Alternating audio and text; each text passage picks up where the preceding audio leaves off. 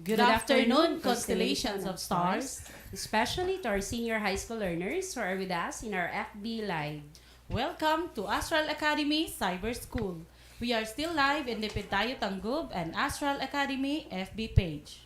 I am Ma'am Shermay S. Epong from Tangub City National High School. And I am Ma'am Siti Badria Datudakula, also from Tanggub City National High School. And we are your teacher facilitators today. Maayong hapon, Ma'am Buds. Assalamualaikum, Ma'am Sherry, and good afternoon. Today is April 5, 2022. We will be discussing two subjects this afternoon. The first subject is discipline and ideas in applied social sciences. And the second subject is community engagement, solidarity, and citizenship. For discipline and ideas and applied social sciences, week 1, second quarter, learning competency, describe the clientele and audience of communications. Distinguish the individuals, groups, organizations, and communities. Okay, yes, ma'am. No? So, for this afternoon, we will be talking about audiences and their communication needs. No? So, before that, stay tuned, learners, and prepare your self-learning materials because we are going to discuss our first subject today after a short break. This is Astral Academy Cyber School.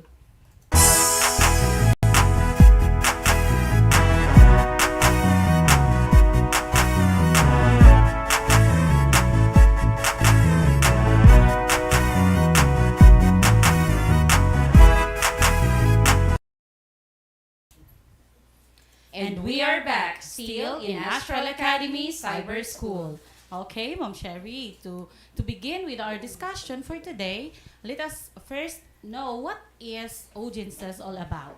Okay, yes ma'am, no? So, kinsa man di ay kinsa man yung gitawag natin audience, no? So, audience are actually people who watch television shows, na?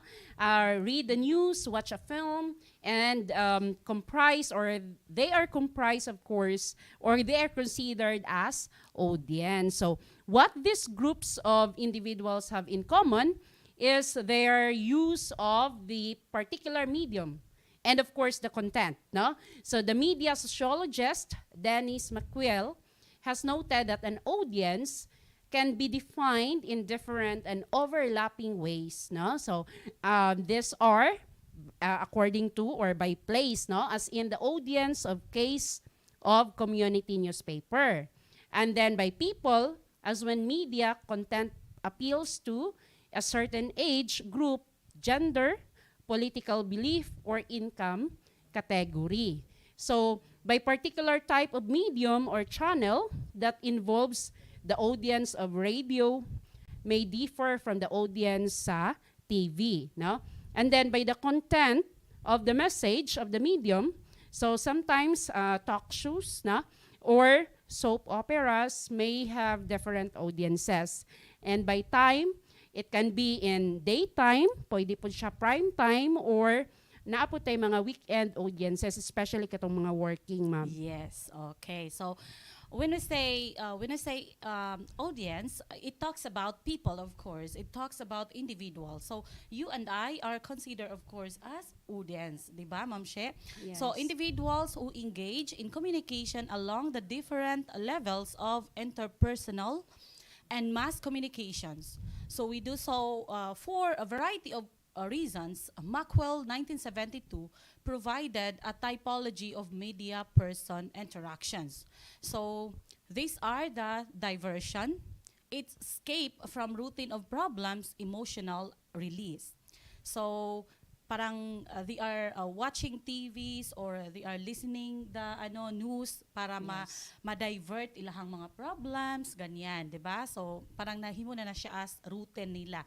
And another one is personal relationship. So companionship and social utility. So another one is a personal identity. So self-reference, reality exploration, value of reinforcement. Yes. Okay?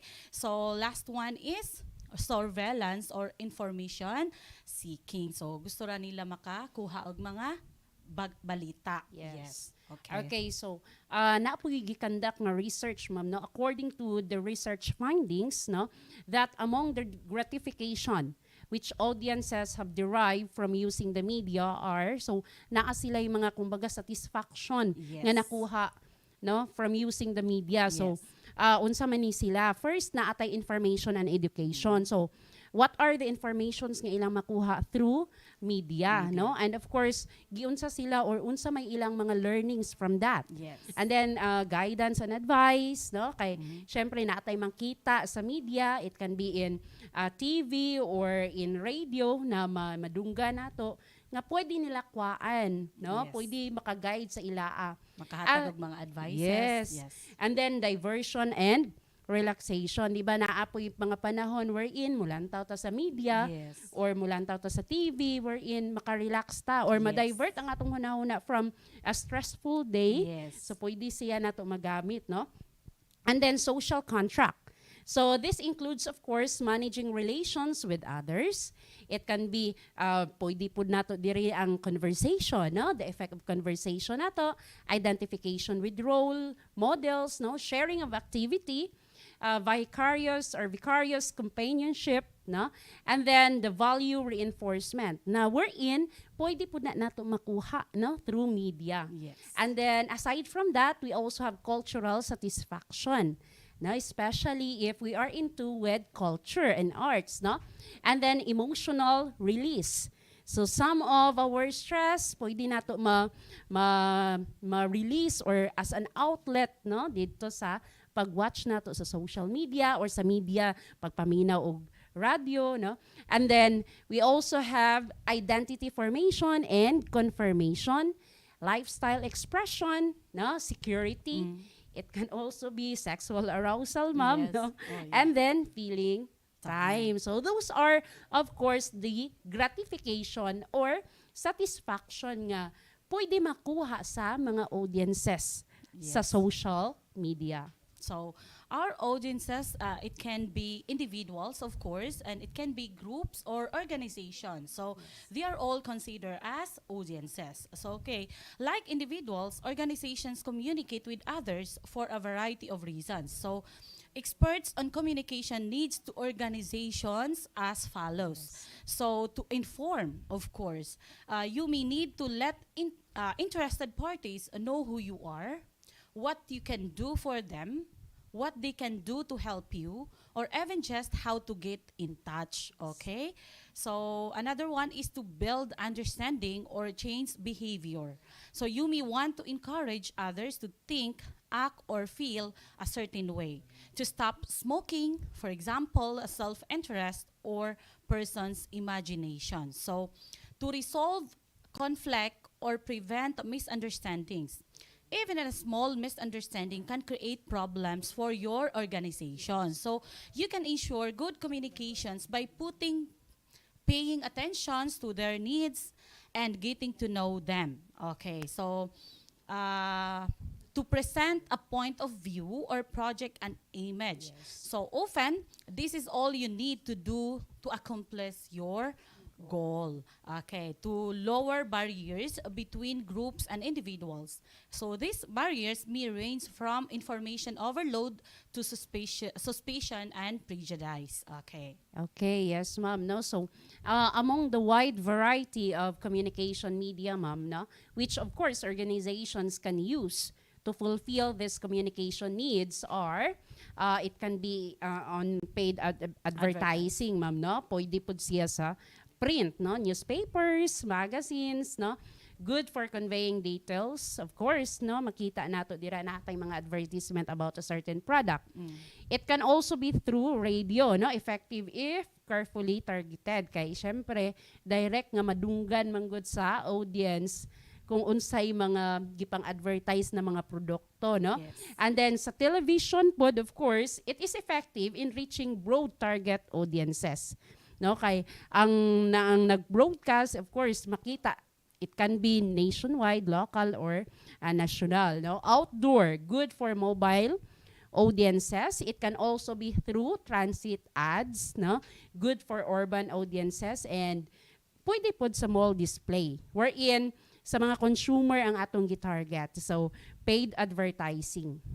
Okay. So another is of course a print material. So sometimes makikita natin yung mga ginatawag natong mga brochures, pamphlets, okay? So publications. So those are the good communication tools if they are targeted to those who need the informations and open for the message. Kay of course, sometimes hindi man lahat nakikinig din sa TV or ano yung ibang tao mas ano sa kanila mas prefer nila ang mga brochures, mga pamphlets, di ba? Yes. Okay, so we also have posters. Yan yung nakikita natin minsan sa mga ano no, yung mga glow, ano ba yan? Yes, sa mga Sa TV. tindahan. Oh, yes, na may mga posters. So Yes. that's one way of communicating them to letting them know that those products are for sale. Like Yes. example, 'di ba?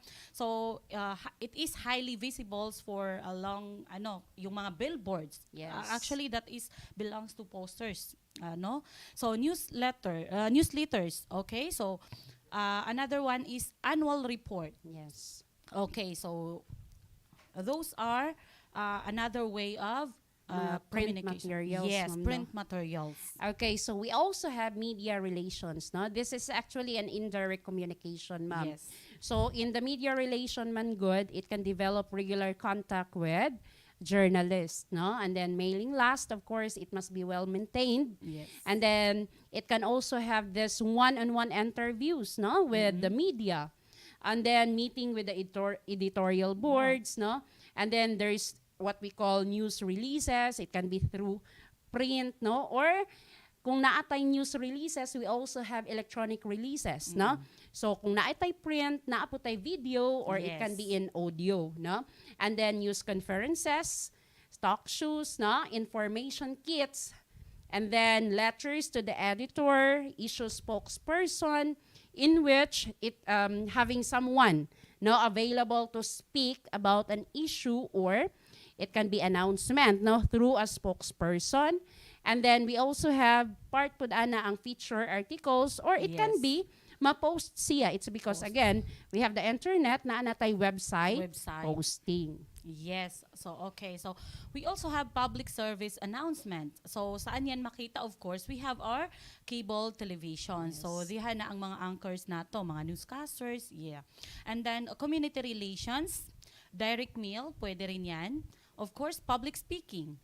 So, it is very effective no in contacting people. Yes. Another one is presentation, EV presentations. It provide a dramatic message. Yes. So, personal contacts. So, okay.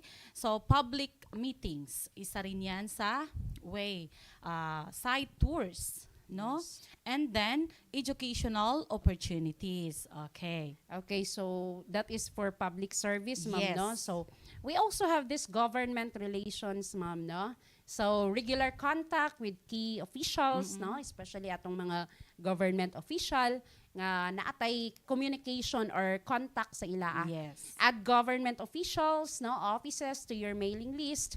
And then there's briefing of documents. And Okay. And then sa organization, corporate communications, we have the spokespersons, okay?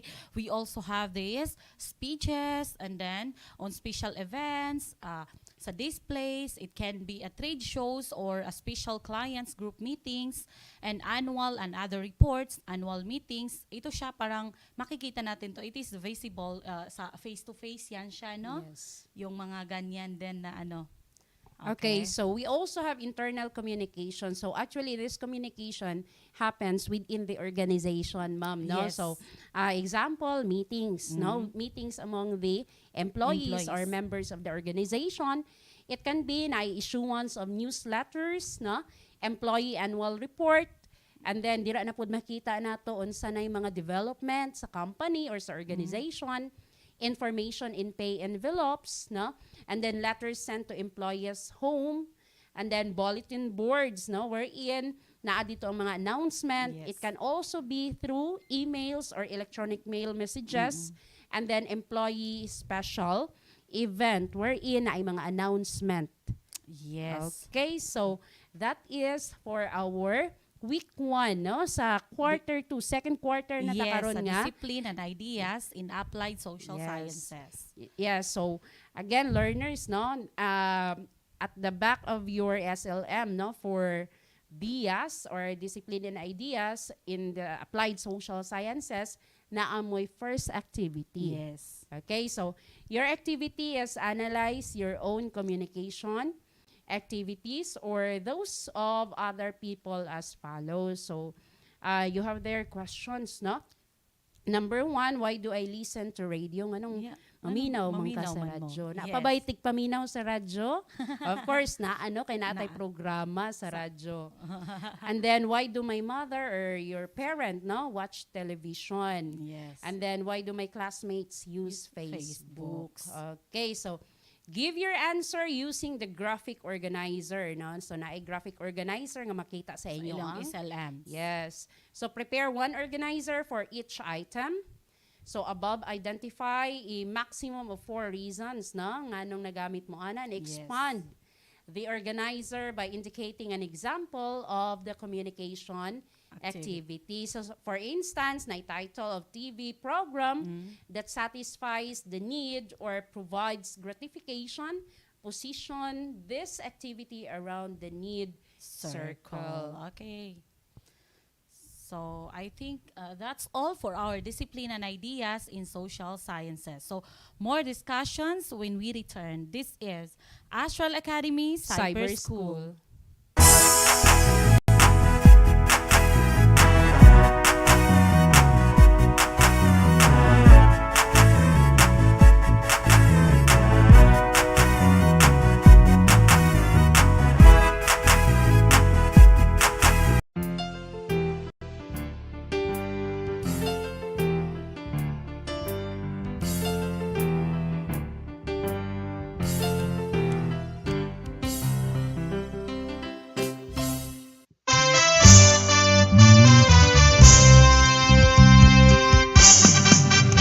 Gali na mag-science na kita, mag-observe o mag-discover ta, living things o non-living things, mga stars o mga planeta. Dali na mag-science na kita, mag-observe o mag-discover ta, living things o non-living things, mga stars o mga planeta, mga stars o mga planeta, mga stars o mga planeta.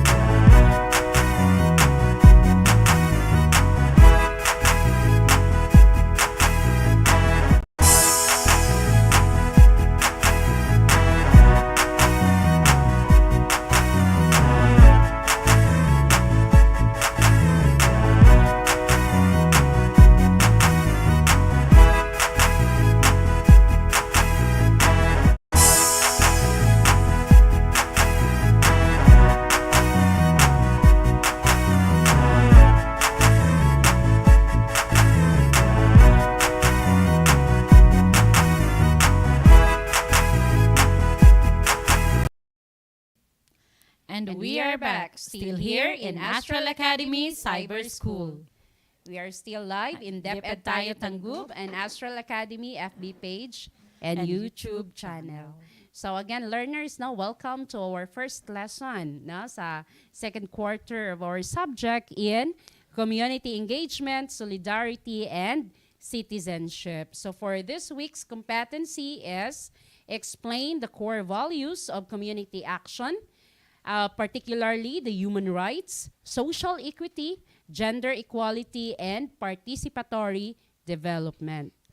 Okay, Ma'am Sherry. So the study of community entails us understanding our very own community life. It gives us idea of how to perceive reality by becoming involved in the day-to-day process, which is socialization. So exactly, Ma'am Bads, no? So that is why it is important also, Ma'am, to study the core values, Yes. no? So mao ni atong competency karon to study and explain the core values of community action, human rights, social equity, gender equality, and participatory development. So that is our competency since in the Philippine Constitution, ma'am, sa atong batakang balaod kung baga, mandates in its preamble the building of a just and humane society and of course establishing a government that shall embody our ideals and aspirations, promote the common good, conserves and develop our patrimony, and secure to ourselves and our country the blessings of independence and democracy under the rule of law and regime of truth, justice, freedom, love, equality, and peace. Nga naa gyud na nakasulat gyud na sa atong Philippine Constitution. Mao na siya ma'am. atong preamble. Yes. Yes, okay. So, okay, Ma'am Sherry. So, let us start with the core values of community action. So, the supreme and overarching value that characterizes education is human dignity. The value of the person is of infinite value. So, these are the core values of community actions. So, number one is the being physical, of course. So, made of matter, he must maintain health and harmony with nature. Yes. So, being human being, we must maintain the health harmony with nature. So, yes. also being spiritual, capable of higher concerns and rising above the materials. So, he must cultivate a global spirituality, essentially connect him with God and the whole earth community. Yes, no? Yes. So in addition to that, ma'am, we also have being intellectual, no? As a Yes. person, of course, we have this gift, no? Gifted with mind, of course, and the faculty of knowing. So as a person, you must constantly search for the truth. Yes. So he seeks knowledge, no, that would transform society and of course the world, no. So at the same time, ang usa ka tawo manggud pud ma'am must maintain a tolerant and open disposition of the mind, no. And then aside from that, we also have being moral. No, so it has something to do with having this endowment, no, with the faculty of freely choosing and loving. So as a person, you must go out to others and in fact to all humanity in love, no? So being social. So as a person, we have to live in a community. So as a person, you must help build peace and of course justice, no, in our society.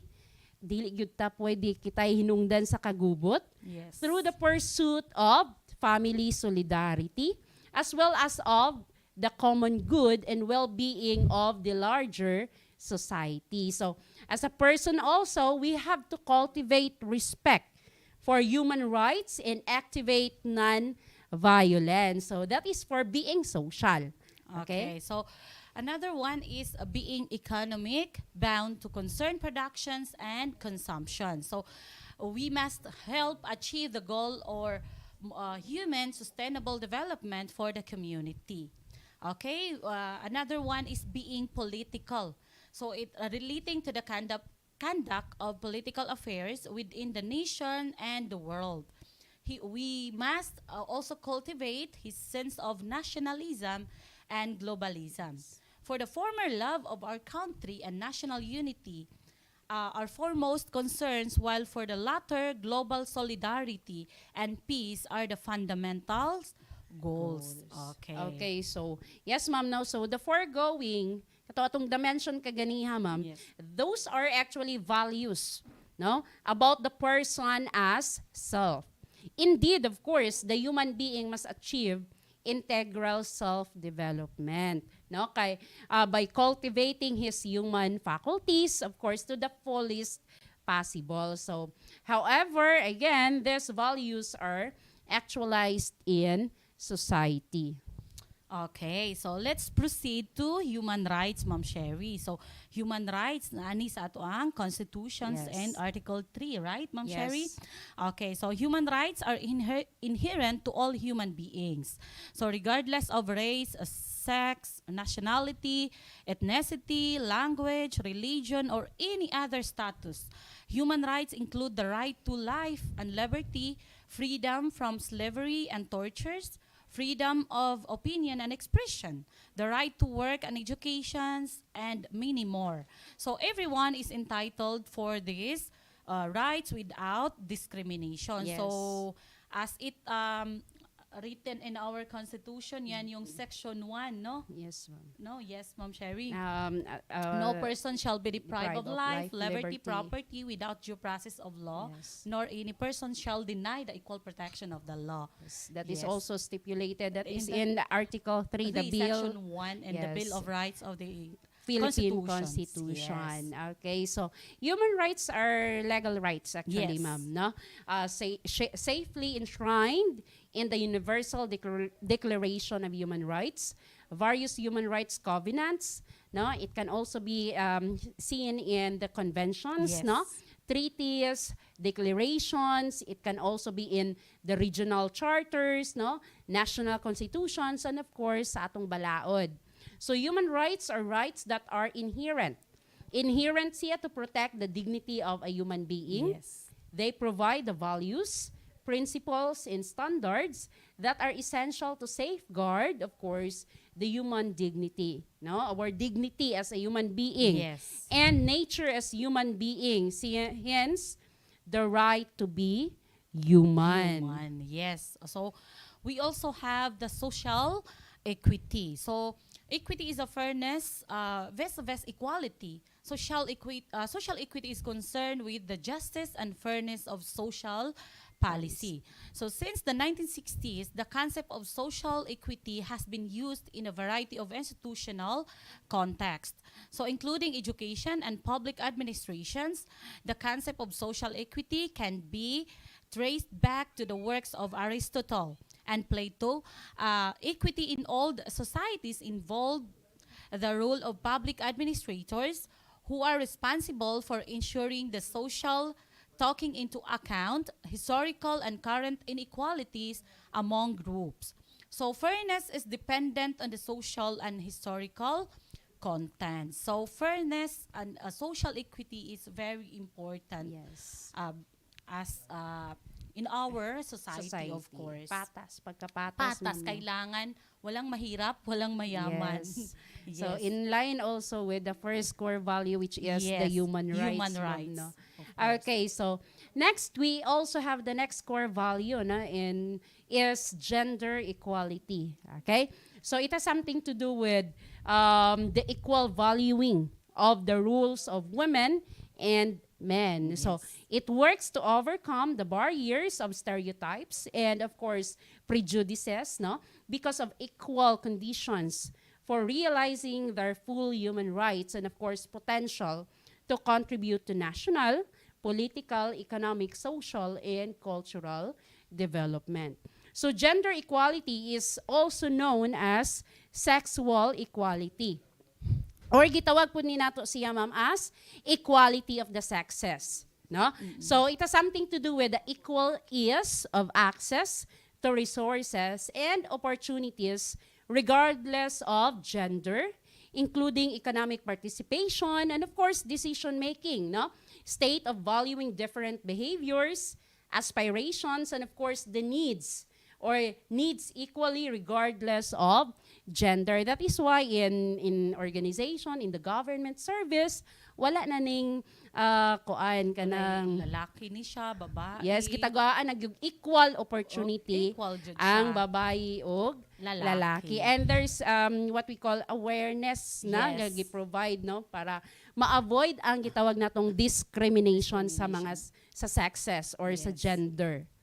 Okay, so participatory development. So it takes to engage local populations in development projects. Participatory development has taken a variety of forms since it emerged in the 1970s. When it was introduced as important part of the basic needs, approach. Most manifestations of the public participation in development to give the poor a part in initiatives designed for their and the hopes that development project will be more sustainable and successful in local populations are engaged in the development and process. Yes. Okay, so gitagaan jud sila og priority ang Yes. ato ang mga ah, Kanang gitawag na itong Natong mga mga kabus, ma'am. laylayan sa Yeah. lipunan. Oo. Yes, no? Okay. Oh, yes. So actually, ma'am, no, when it comes to participatory development, it has become an increasingly accepted method of development practice and is employed, of course, by a variety of organization. No? It is often presented as an alternative to mainstream top-down development. So there is some questions, of course, about the proper definition of this so-called participatory development, and it varies depending on the perspective applied. But then again, it has something to do with developing the community, developing the people, no, and with their participation and with their involvement.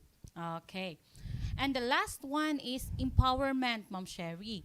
So it is enabling an interacting process and process of change, requisites elements in enabling environment, human rights, Yes. expanded choices, institutions, attitudes, values, civil society organizations, subject individuals or group or policies. So empowerment. Yes, so Yes. those are the core values, ma'am, no, of community action, in which, of course, we are guided by these values, no, the values of human rights, the values of social equity, the values of gender equality, and participatory Participatory development and empowerment. So, I'm sure, of course, our learners can explain, na kay mao man na ang atong competency, ma'am.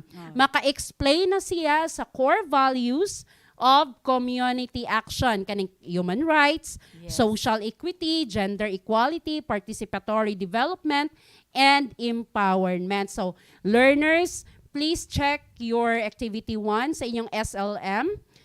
That is, I am mentally healthy. That's your activity, no?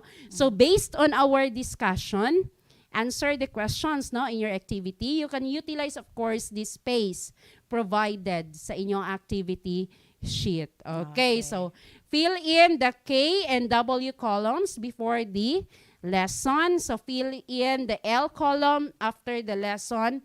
Use separate sheet of paper for your answer. Okay. Okay, and then please also refer to the given rubrics nga makita gyapon sa inyo ang SLM. Okay, so more discussions after a short break. This is Astral Academy Cyber School.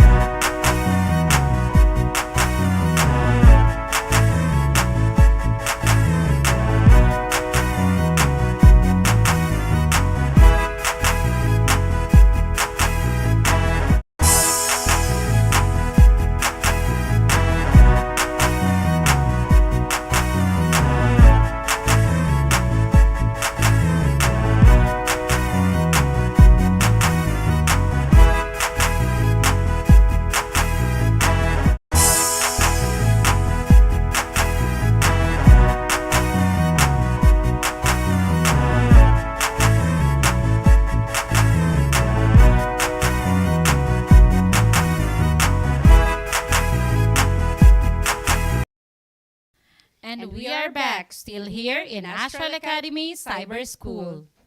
Okay, Ma'am Sherry. So, to our senior high school learners, please check the second attendance marker on the top of your screen. Okay, so patapos na, Ma'am Sherry, no? Sa attendance marker. Okay, so senior high school stars, no, we hope that the lesson we imparted to you this afternoon sa discipline and ideas in the applied social sciences and community engagement, solidarity, and citizenship will be of great help, no, especially in explaining the core values and, of course, identifying the audiences. No? So if you have questions, If you have questions or comments about the topics, okay, so please write it down below. So this has been your mom, Siti Badria Dato Dakula from Tangub City National High School. And I'm your mom, Shermay S. Epong Steele from Tangub City National High School. Keep safe, everyone. See you next week. Bye-bye.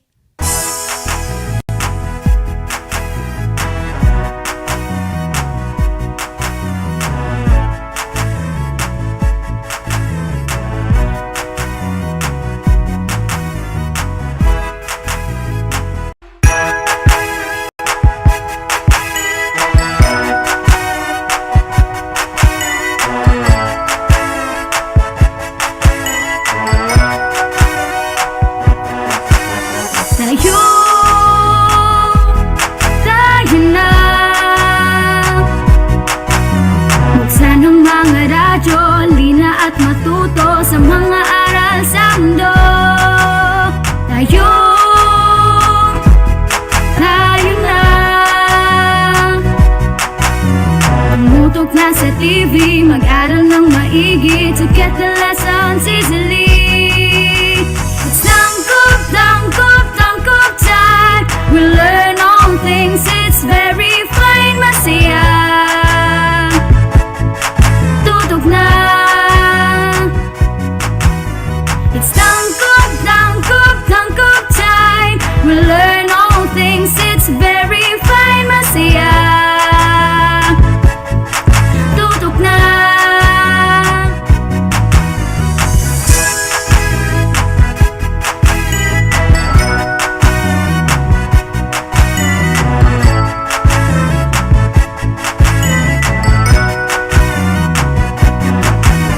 Tayo, tayo na. Let's come and learn together, supporting one another. We love, we care, we share. It's tangkop, tangkop, tangkop time. We learn all things, it's very fun, masaya. Tutok na. It's tangkop, tangkop, tangkop time. We learn all things, it's very fine, masaya.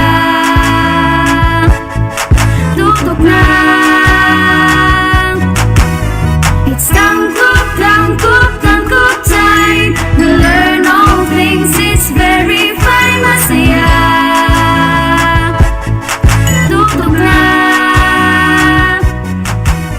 It's tangkop, tangkop, tangkop time. We learn all things, it's very fine, masaya.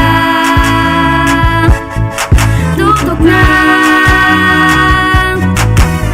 It's tangkop, tangkop, tangkop time. We learn all things, it's very fine, masaya. Tutok na.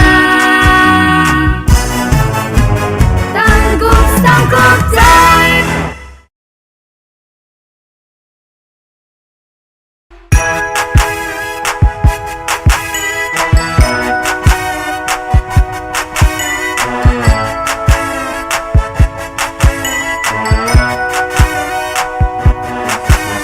Tayo.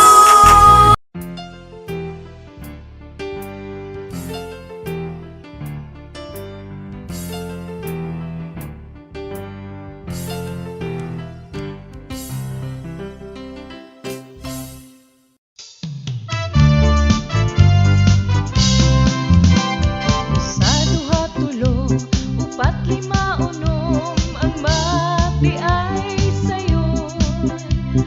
Sa duha tulo, upat lima unom, ang mati ay sayon. Addition o multiplication, subtraction o ang division. Problema dali ra sulbaron, kay ang mati ay sayon. Sa duha tulo, upat lima unom, ang mati ay sayon. Sa duha tulo,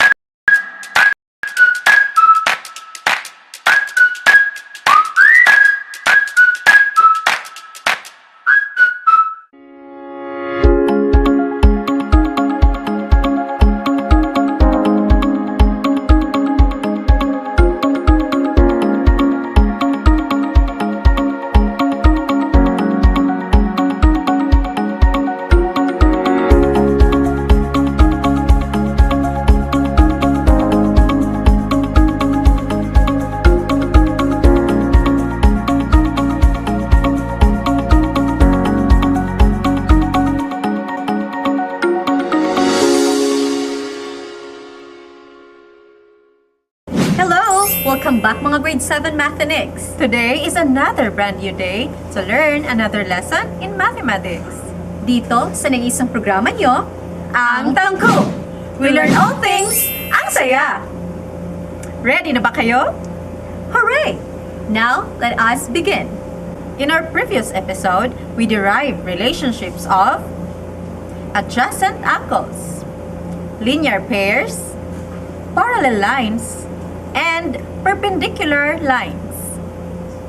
This time, learners, stay tuned and get prepared, for we will continue deriving the relationship between angles.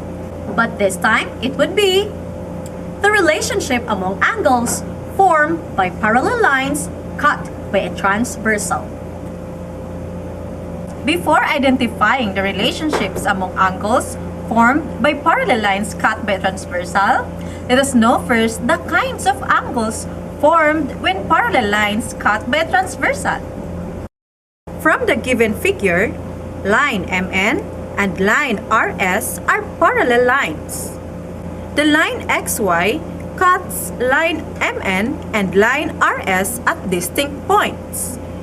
Line XY is what we call a transversal. Now, the following are the kinds of angles formed when parallel lines cut by a transversal.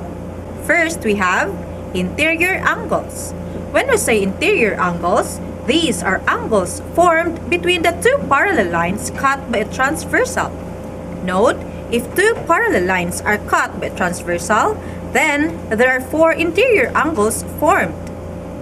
Now, in the given figure, the interior angles are angle 5, angle 6, angle 3, and angle 4. Next, we have exterior angles. Exterior angles are angles formed outside the two parallel lines cut by a transversal. Note, if two parallel lines are cut by a transversal, then there are four exterior angles formed. In the given figure, the exterior angles are angle 8, angle 7, angle 1, and angle 2.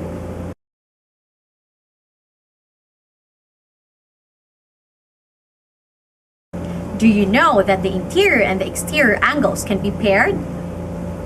Such pairs of angles are called alternate interior angles, alternate exterior angles, corresponding angles, interior angles on the same side of the transversal, and exterior angles on the same side of the transversal.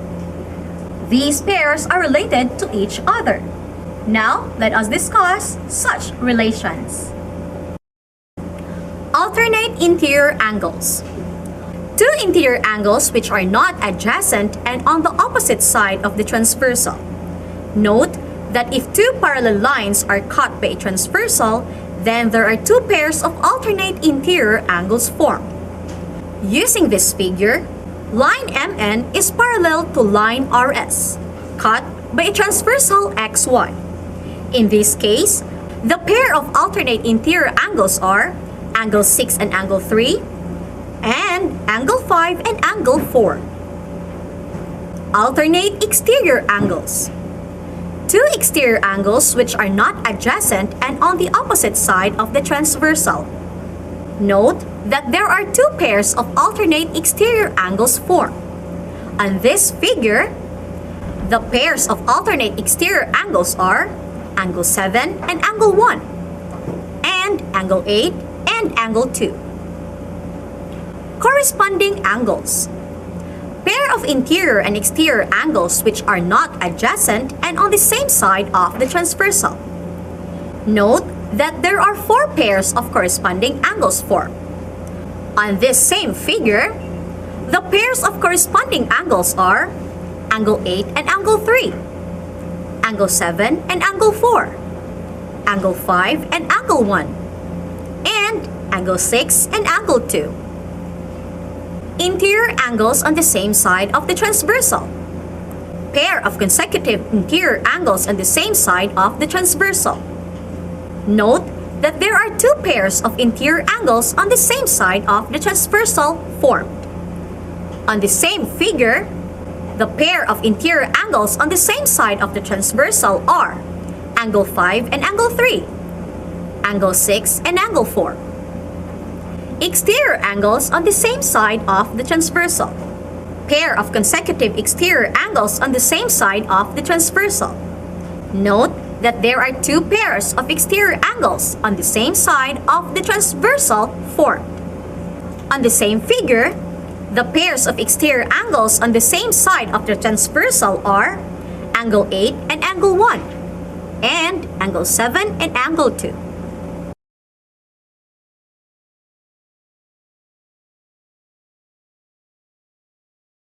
Do you get it? Good. Now, since you already learned the pair of angles formed by parallel lines cut by a transversal, then you are ready for our main lesson. Let's start with the corresponding angles and their relationship. Corresponding angles and their relationships. In the figure, line MN parallel to line XY cut by a transversal line PR. Again, when we say corresponding angles, these are pairs of interior angles and exterior angles, which are not adjacent and on the same side of the transversal. Now, based on the given figure, angle 1 and angle 6 are corresponding angles. Suppose the measure of angle 1 is equal to 120 degrees, then the measure of angle 6 is equal to 120 degrees. We say angle 1 is congruent to angle 6. Next, angle 2 and angle 5 are corresponding angles. Now suppose the measure of angle 2 is equal to 60 degrees, then the measure of angle 5 is also equal to 60 degrees. We say that angle 2 is congruent to angle 5. Therefore, if two parallel lines are cut by a transversal, then corresponding angles are congruent. Example, based on the same figure, if the measure of angle 3 is equal to 130 degrees, what is the measure of angle 7? Very good. The measure of angle 7 is also equal to 130 degrees. Since angle 3 and angle 7 are corresponding angles, then they are congruent.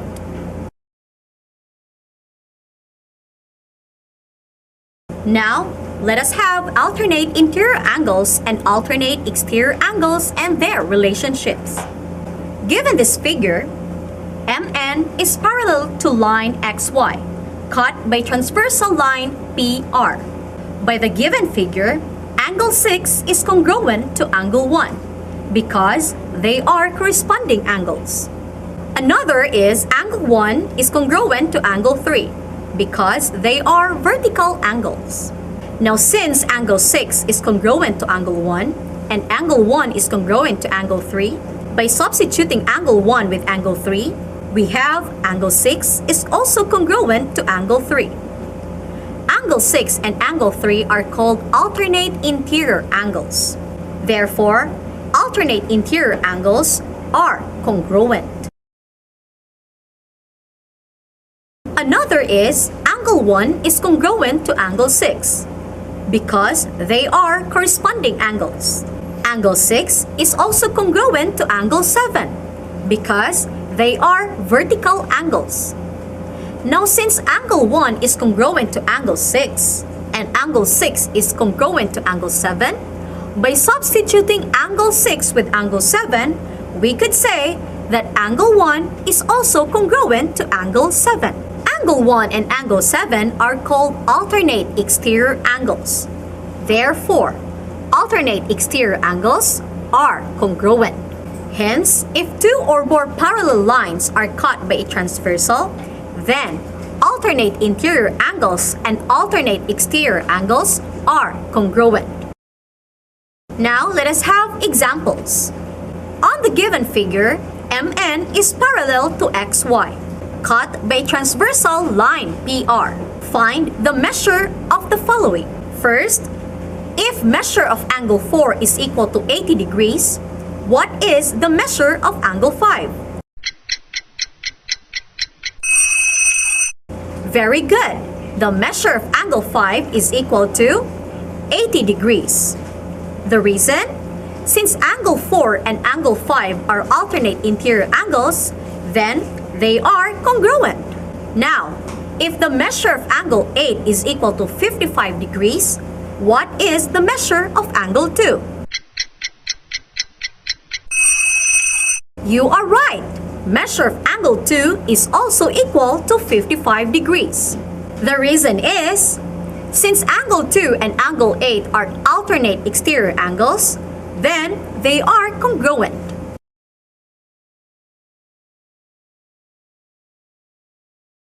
Next, we have interior angles and exterior angles on the same side of the transversal and their relationships. From the figure, line MN and line KN are parallel lines cut by a transversal RS. Angle 6 and angle 2 are supplementary because they are linear pairs. Angle 6 is congruent to angle 3 because they are alternate interior angles.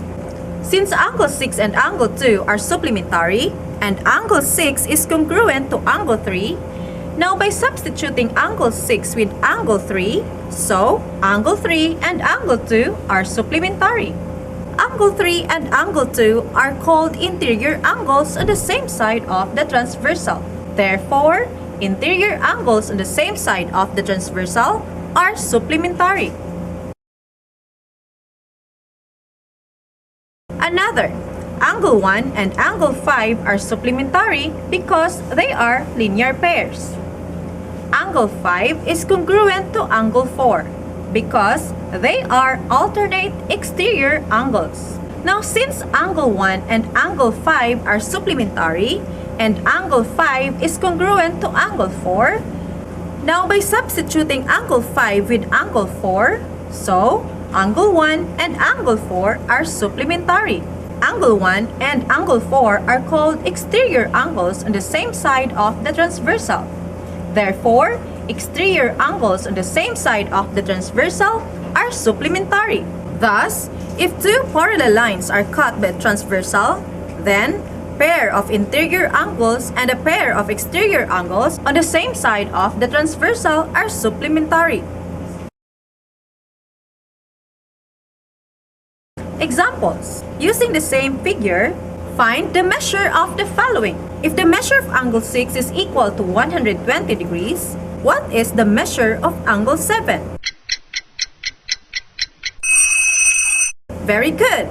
The measure of angle 7 is equal to 60 degrees. Since angle 6 and angle 7 are interior angles on the same side of the transversal, then they are supplementary. Next, if the measure of angle 5 is equal to 75 degrees, what is the measure of angle 8? Right, the measure of angle 8 is equal to 105 degrees. Since angle 5 and angle 8 are exterior angles on the same side of the transversal, then they are supplementary.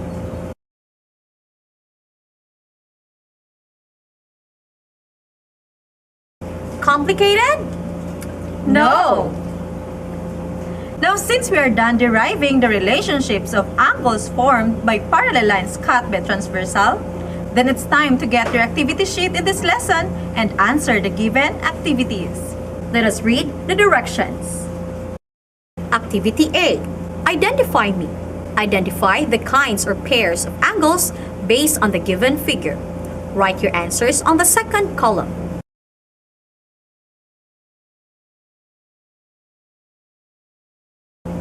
Activity B. Find my measure.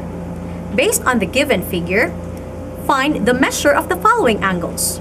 Refer your answers to the measures of the two angles that are given. Take your time in answering the activities. If you have questions or clarifications, you may contact the number of your teacher printed below your activity sheet. To end, always remember that the essence of mathematics is not to make simple things complicated, but to make complicated things simple. Grade 8 learners, stay tuned and get ready for Math 8 is coming next. Good luck and God bless everyone!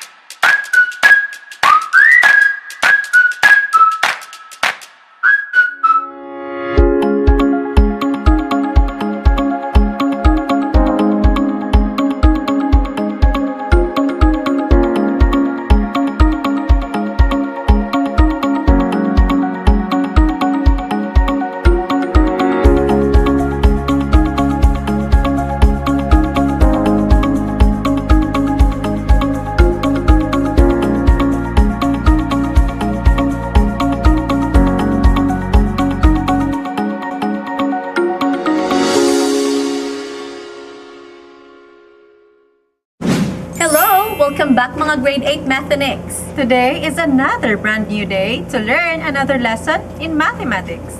Dito sa nag-isang programa nyo, Ang Tangko!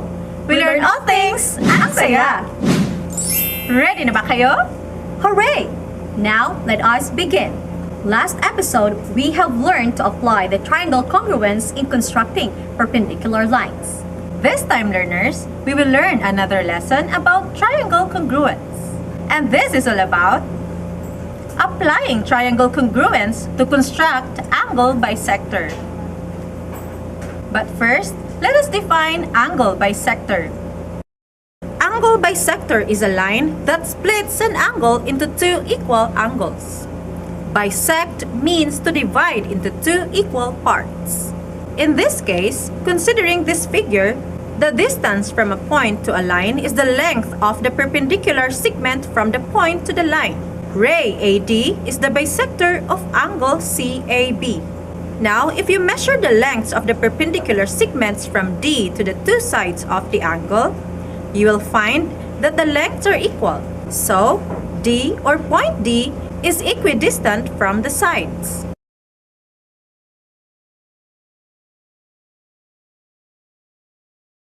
Now, here are the theorems for angle bisector.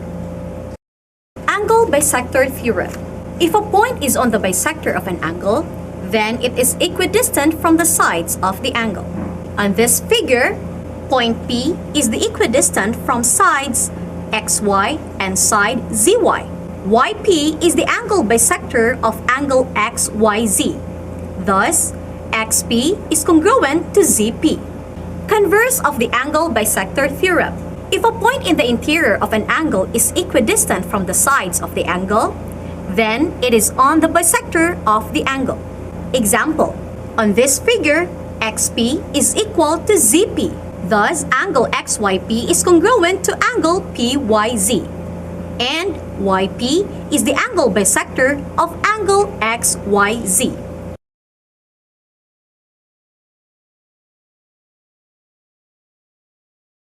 Do you get it? Good! Now, let us have examples. Now, given this figure, find the measure of angle XYP if the measure of angle XYZ is 54 degrees. By angle bisector theorem, XP is equal to ZP. Then, segment PX is perpendicular to segment YX. And segment PZ is perpendicular to segment YZ. PY bisects angle XYZ. So, the measure of angle XYP is equal to 1/2 the measure of angle XYZ. Now, since the measure of angle XYZ is equal to 54 degrees, substituting its value, we now have the measure of angle XYP is equal to 1/2 of 54, or 1/2 times 54. 1/2 times 54 is equal to 54 over 2. 54 over 2 or 54 divided by 2 is equal to 27. Therefore, the measure of angle XYP is equal to 27 degrees. Another example. Find the measure of angle MYN. Now, by the converse of the angle bisector theorem, we can have angle MYN is equal to angle MYP plus angle NYP. By the theorem, we could say that angle MYP is equal to the angle of NYP. Since the given measure of angle MYP is equal to 26 degrees, then angle NYP is also equal to 26 degrees. Now, substituting the given values, we now have angle MYN is equal to 26 degrees plus 26 degrees.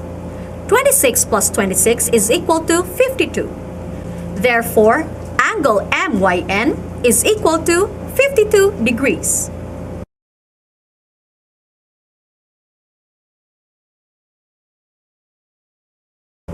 Complicated? No! Now, since you have learned already the angle bisector theorem and its converse, Then it's time to get your activity sheet in this lesson and answer the given activities. Let us read the directions. Activity A. Fill me. Fill in the blanks with appropriate answer. Item 1 serves as your guide.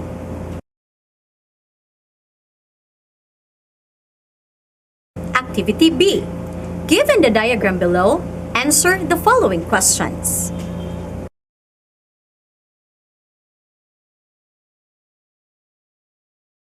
Just take your time in answering the activities.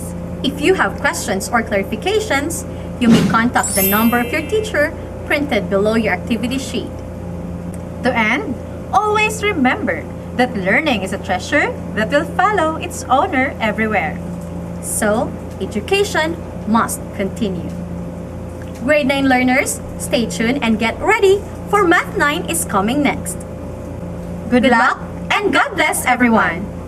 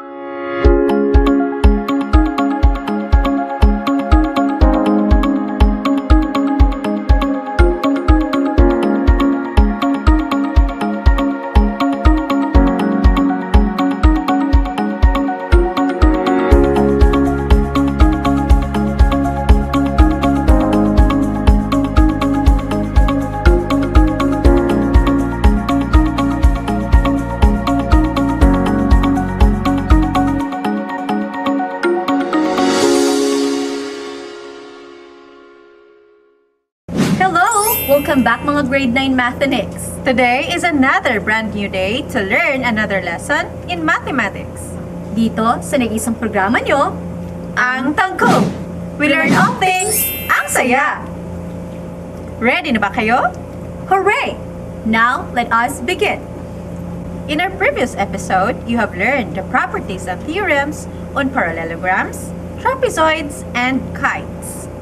This time, learners, stay tuned and get prepared for our lesson today involves the properties and theorems of parallelograms, trapezoids, and kites. This is all about solving problems involving parallelograms, trapezoids, and kites. Let's start solving problems involving parallelograms. In our previous episode, we already solved problems involving parallelograms using its properties. This time, using the properties of the diagonals of special parallelograms. A diagonal of a quadrilateral is a segment which connects any two non-consecutive vertices. In this quadrilateral, AC and BD are the diagonals. The following are the properties of the diagonals of special parallelograms. We have rectangle, rhombus, and square. First, the diagonals of a rectangle are congruent. Second, the diagonals of a square are congruent. Third, the diagonals of a square are perpendicular. Fourth, each diagonal of a square bisects a pair of opposite angles. Fifth, the diagonals of a rhombus are perpendicular. Lastly, each diagonal of a rhombus bisects a pair of opposite angles.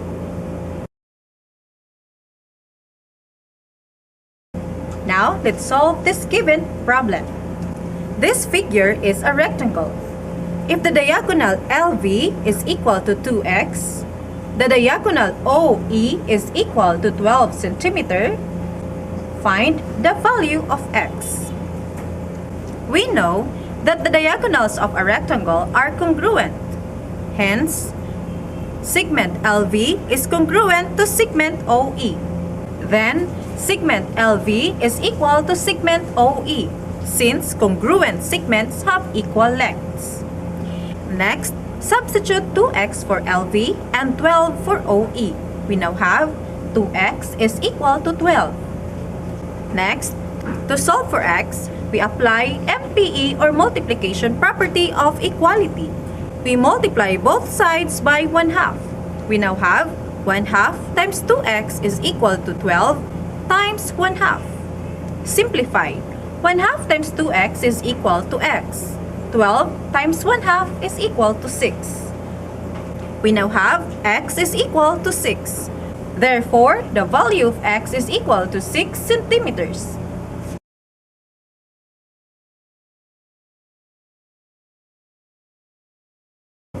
Easy, right? Now, let us proceed to solving problems involving trapezoids. But first, let us have a short review about trapezoid. Trapezoids. A trapezoid is a convex quadrilateral with exactly one pair of parallel sides. The bases of a trapezoid are the two parallel sides. The legs of a trapezoid are the two non-parallel sides. An isosceles trapezoid is a trapezoid with congruent legs. The median of a trapezoid is the segment that joins the midpoints of the legs. An altitude of a trapezoid is any segment from a point on one base perpendicular to the line containing the other base.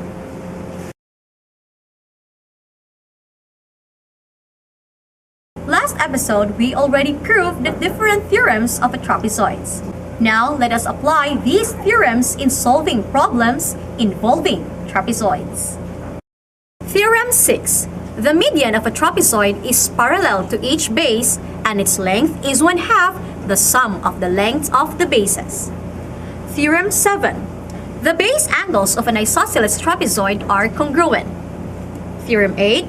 Opposite angles of an isosceles trapezoid are supplementary. Theorem 9. The diagonals of an isosceles trapezoid are congruent.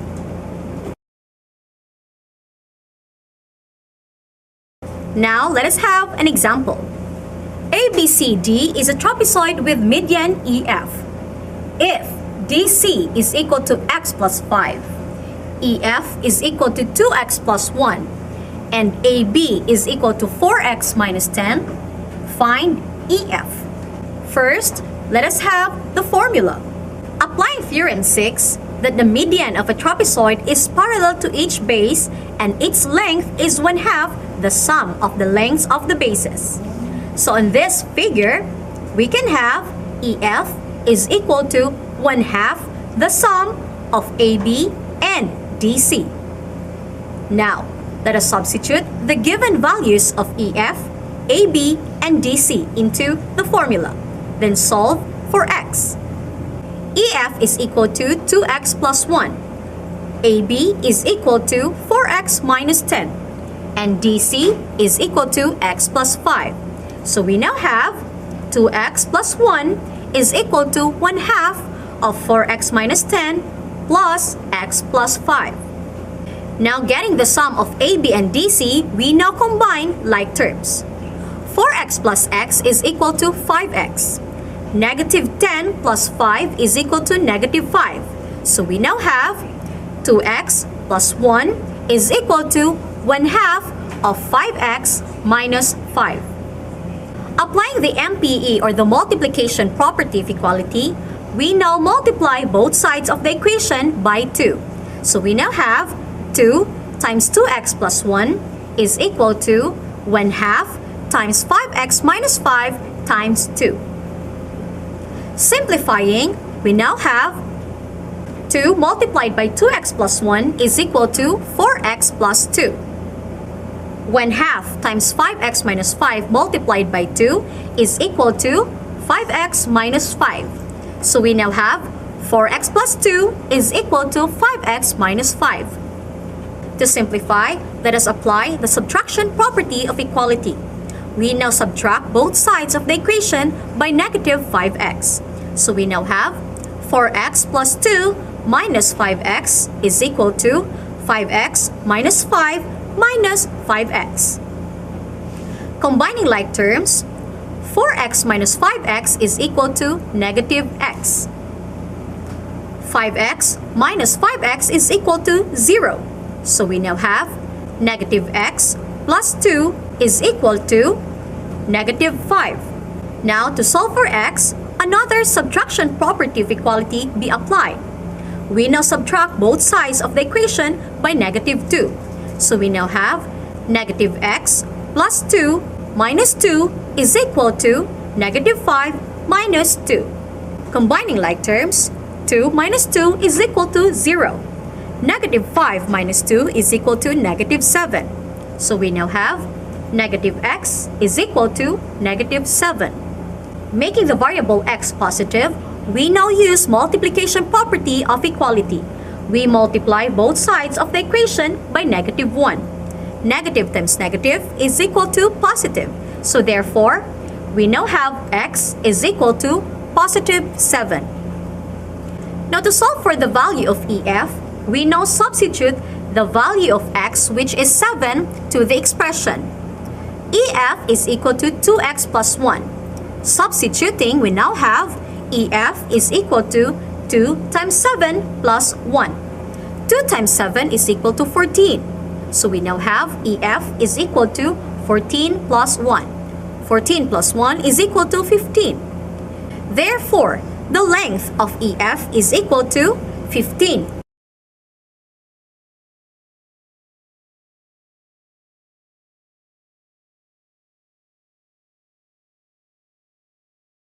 We have just applied the different properties and theorems concerning trapezoids. Now let's proceed to solving problems involving kites. A kite is defined as quadrilateral with two pairs of adjacent and congruent sides. Note that a rhombus where all adjacent sides are equal is a special kind of kite. There are two theorems related to kite as follows. Theorem 10. In a kite, the perpendicular bisector of at least one diagonal is the other diagonal. Theorem 11. The area of a kite is half the product of the lengths of its diagonals. Now let us apply these theorems in solving problems. The diagonals of a kite have lengths of 13 centimeters and 9 centimeters. Find the area of the kite. Solution. Applying Theorem 11, the area of a kite is half the product of the lengths of its diagonals. Therefore, the area is 1/2 times 13 times 9. 1/2 times 13 times 9 is equal to 58.5. Therefore, the area of the kite is 58.5 square centimeters.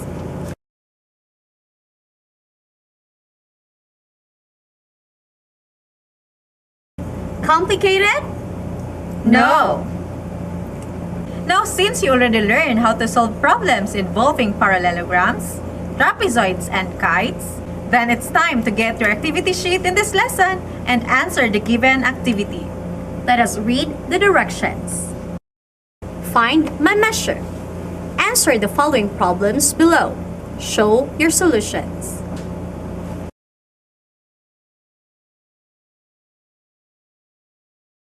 Just take your time in answering the activity.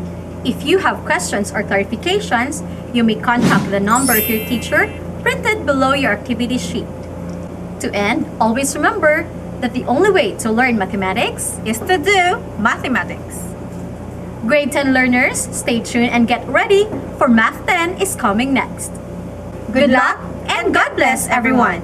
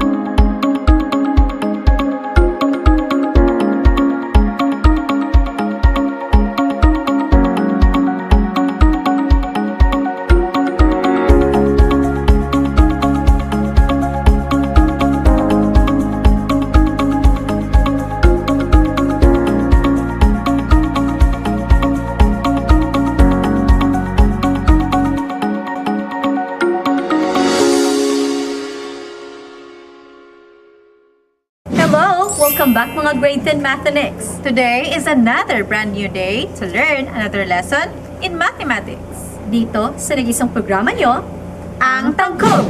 We learn all things, ang saya! Ready na ba kayo? hooray! Now, let us begin. Last episode, we already learned permutations and combinations. We also have seen their differences. This time, learners, for you to further understand the concept, stay tuned and bear with us today, for we will learn more about the basic counting techniques of permutation and combination as we discuss solving problems involving permutation and combination. Again, when we say permutation, it refers to the different ways of arranging a set of objects in a sequential order. Permutation of n taken r at a time. To solve for permutation of n taken r at a time, we use the permutation formula. Now, let us have examples. 5 taken 2. If we have to solve 5 taken 2, we use the formula n taken r is equal to n factorial over the quantity of n minus r factorial. Substituting the given values, we now have 5 taken 2 is equal to 5 factorial over the quantity of 5 minus 2 factorial. 5 minus 2 is equal to 3.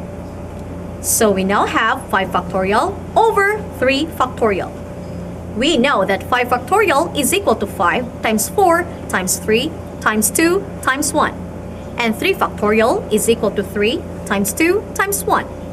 Now simplifying, we can cancel out the common for numerator and denominator. So we now have 5 times 4. 5 times 4 is equal to 20.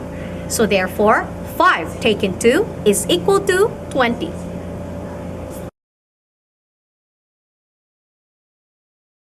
Another example. In how many ways can 7 boys sit in a row of 5 chairs? Again, the number of permutations of 7 objects taken 5 at a time is 7 taken 5 is equal to 7 factorial over the quantity of 7 minus 5 factorial.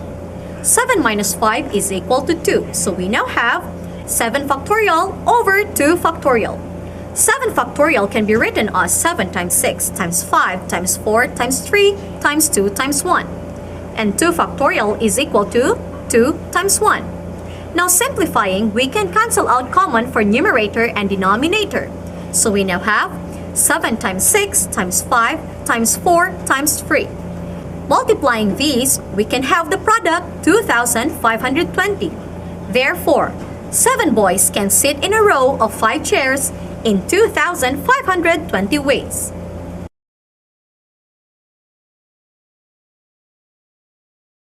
Next, we have permutation of n distinct objects arranged in a circle. In solving problems involving n distinct objects arranged in a circle, we use this formula. P is equal to the quantity of n minus 1 factorial. Example, 6 people are going to sit around table. How many different ways can this be done? Solution, let n is equal to 6. Since there are 6 people going to sit around table. Applying the formula of permutation of n distinct objects arranged in a circle, we now have P is equal to the quantity of n minus 1 factorial. Now substituting the value of n, which is equal to 6, in the formula, we now have P is equal to the quantity of 6 minus 1 factorial. Simplifying, 6 minus 1 is equal to 5. We now have P is equal to 5 factorial. 5 factorial means 5 times 4 times 3 times 2 times 1. 5 times 4 times 3 times 2 times 1 is equal to 120. Therefore, there are 120 different ways can be done when 6 people are going to sit around table.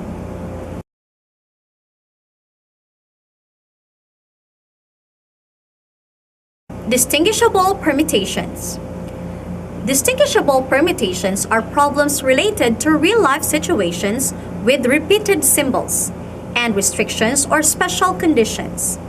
So, in solving distinguishable permutations, a need to consider duplications of elements to make arrangements distinct. To solve, we use this formula. P is equal to n factorial over p factorial times q factorial times r factorial. Let us have an example. Find the number of distinguishable permutations of the digits 120,022. First, let us identify the given. Based on the given, n here is equal to 6, since there are 6 digits. 0 repeated twice, 2 repeated thrice, and 1 once. Now, substituting the given values to our formula, p is equal to n factorial over p factorial times q factorial over r factorial, we now have 6 factorial over 2 factorial times 3 factorial times 1 factorial. We know that 6 factorial is equal to 6 times 5 times 4 times 3 times 2 times 1. 2 factorial can be written as 2 times 1. 3 factorial can also be written as 3 times 2 times 1. And 1 factorial is equal to 1. So we now have 6 times 5 times 4 times 3 times 2 times 1 over the quantity of 2 times 1 times the product of 3 times 2 times 1 times 1. Now simplifying, we can cancel out commons for numerator and denominator. So we now have 6 times 5 times 4 over 2 times 1 times 1. 6 times 5 times 4 is equal to 120. 2 times 1 times 1 is equal to 2. So we now have 120 over 2. 120 over 2 or 120 divided by 2 is equal to 60. Therefore, P here is equal to 60. Therefore, the number of distinguishable permutations of the digit 120,022 is equal to 60 ways.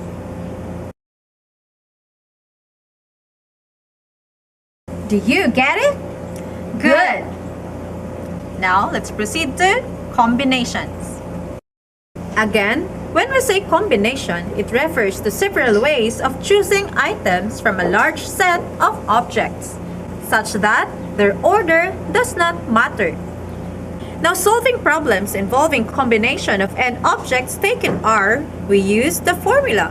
C is equal to n factorial over the quantity of n minus r factorial times r factorial. Example. In how many ways the teacher formed 8 members from 25 students in her section as class officers? Solution. Now, let us identify first the given. N is equal to 25, since there are 25 students in the section. R is equal to 8, since there are 8 students to be selected as class officers. Applying the formula of combination, we now have n taken r is equal to n factorial over the quantity of n minus r factorial times r factorial. Now substituting the given to the formula, we now have 25 taken 8 is equal to 25 factorial over the quantity of 25 minus 8 factorial times 8 factorial. Simplifying, 25 minus 8 is equal to 17. We now have 25 factorial over 17 factorial times 8 factorial. 25 factorial can be written as 17 factorial can be written as, and 8 factorial can be written as. Now simplifying the common for both numerator and denominator, we now have 25 times 24 times 23 times 22 times 21 times 20 times 19 times 18 over 8 times 7 times 6 times 5 times 4 times 3 times 2 times 1. Simplifying this, we can get 1,081,575. Therefore, there are 1,081,575 ways if the teacher formed 8 members from 25 students as class officers.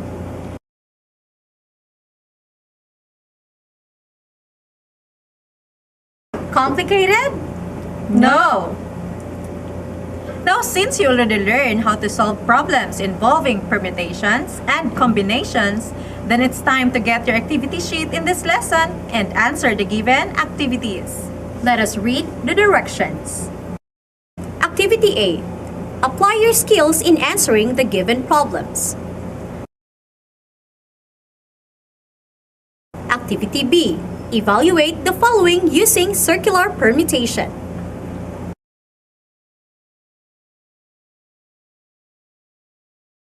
Activity C. Find the number of permutations of the following.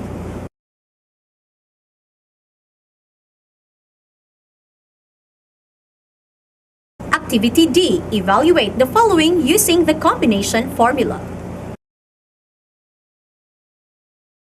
Just take your time in answering the activities. If you have questions or clarifications, you may contact the number of your teacher printed below your activity sheet. To end, always remember that learning is a treasure that will follow its owner everywhere. So, education must continue. Good luck and God bless everyone!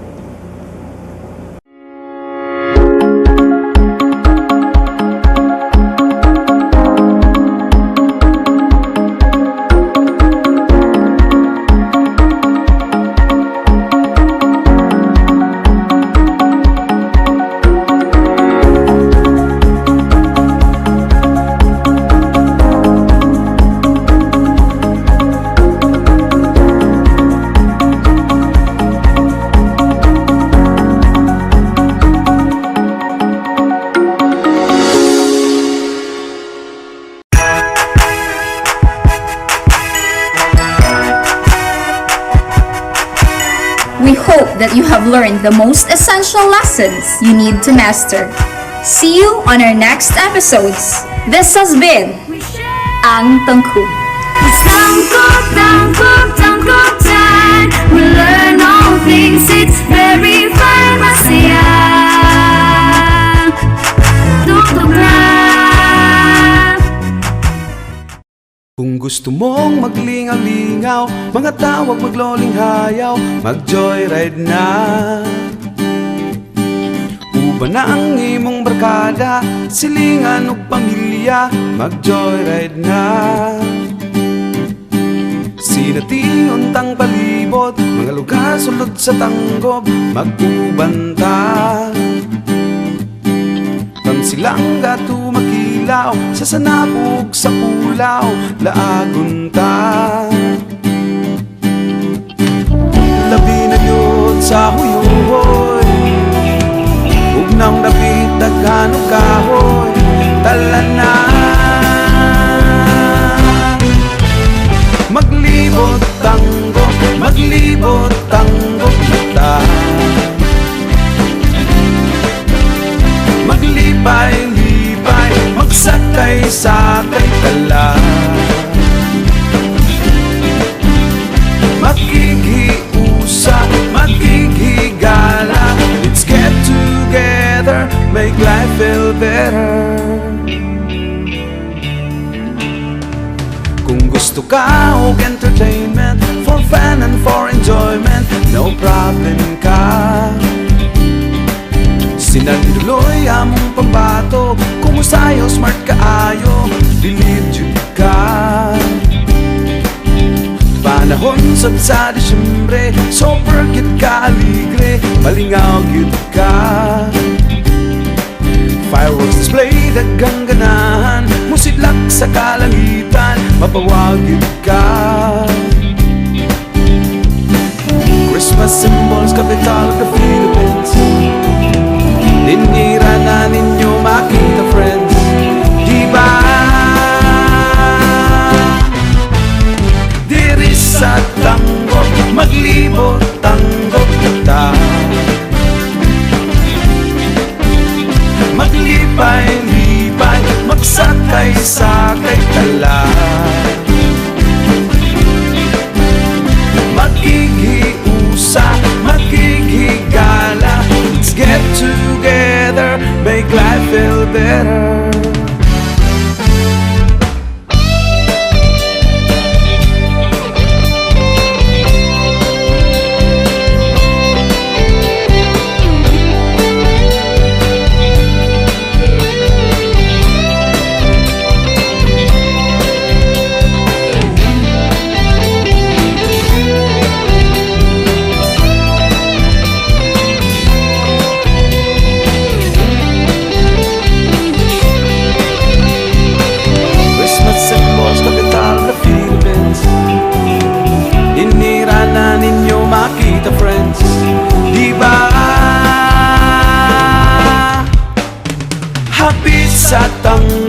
maglibot tanggol ta.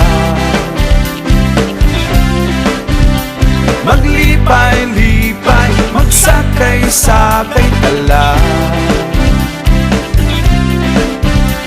Maglibot tanggol ta. Maglibot tanggol ta. Maglibot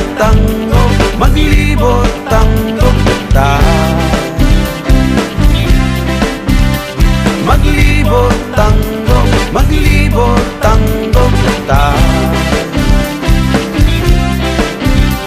Makikiusa, makikigala.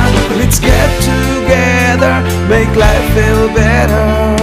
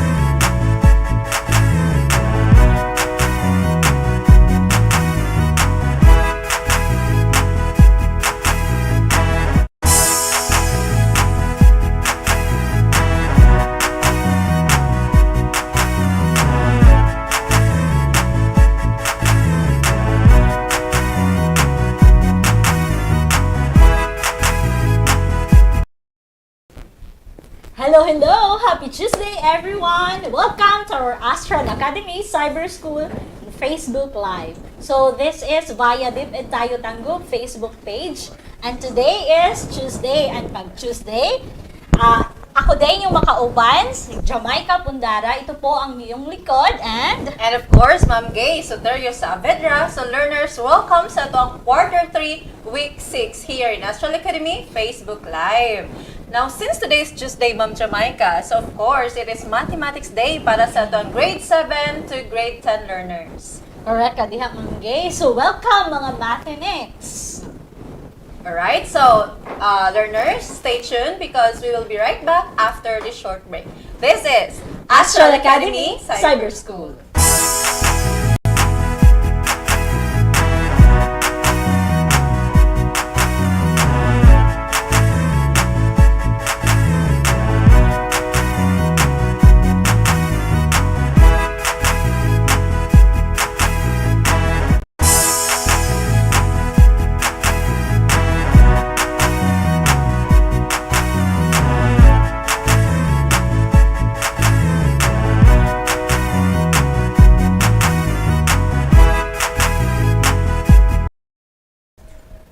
Isugdan na nato karon Ma'am Gay ang atong pagkat-on. So start nato ang Mathematics 7. Alright, so for Mathematics 7, Quarter 3, Week 6, learners, this is our competency. So we are going to derive relationships among angles formed by parallel lines cut by a transversal using measurement and by inductive reasoning. So, before deriving relationships among angles formed, Ma'am Jam, by parallel lines cut by transversal, of course, kinahanglan may bawaan sa itong learners, no, kung sa di ay mga klase or kinds of angles nga ma-form o pairs of angles nga ma-form when parallel lines cut by a transversal. So, when we say transversal, learners, it is a line that cuts two lines at two distinct points. Okay, so, learners, here your figure. So here, we have here a transversal line. So as you can see, this line, XY, is a transversal line since it cuts or it intersects two lines at two distinct points. Specifically, this figure right here, class, shows two parallel lines or parallel lines cut by a transversal. So we have here line MN and line RS, parallel lines, and a transversal XY. Okay? So first, let us tackle the kinds of angles formed when parallel lines cut by a transversal, Ma'am Jam. So there are two kinds actually. So first we have Interior angles. and second, Ma'am Jam, the we have exterior angles. yes. So what we mean by interior angles, Ma'am Jam? So when we say interior angles, angles formed between the two parallel lines cut by a transversal. And note that if two parallel lines are cut by a transversal, then there are four interior angles formed. Alright, so here in our figure, since this shows parallel lines cut by transversal, so we have four interior angles formed. So when we say interior angles, mga angles nga makita in between sa parallel lines. So we have, so klaro kayo sa itong figure, that our four interior angles are, we have angle 5, angle 6, angle 4, and angle 3. So kaning upat, ang tawag nila is or are interior angles. So we are done with interior angles. Next kind is what we call the exterior angles. Unsa po ni sa exterior angles, Ma'am Jam? So exterior angles are angles formed outside the two parallel lines cut by a transversal. And take note that if two parallel lines are cut by a transversal, then there are four exterior angles formed also. Okay, so if there are four interior angles ang na-form, then sa exterior angles pod upat po kabuk ang napurma. So when we say exterior angles, outside sa parallel lines makita. So we have angle 8, this angle also, angle 7, and angle 1, also angle 2. So kaning upat, angle 8, angle 7, angle 1, and angle 2 are called exterior angles. So we are done with the kinds of angles. Now, how about the pairs of angles formed by parallel lines cut by a transversal? Okay? So first, let us have the first pair of angles. That is, Ma'am Jam, The alternate interior Yes. angles. so what do you mean by alternate interior angles? So when we say alternate interior angles, two interior angles which are not adjacent and on the opposite side of the transversal. And note that if two parallel lines are cut by a transversal, then there are two pairs of alternate interior angles formed. Okay, so first pair na to class is this one.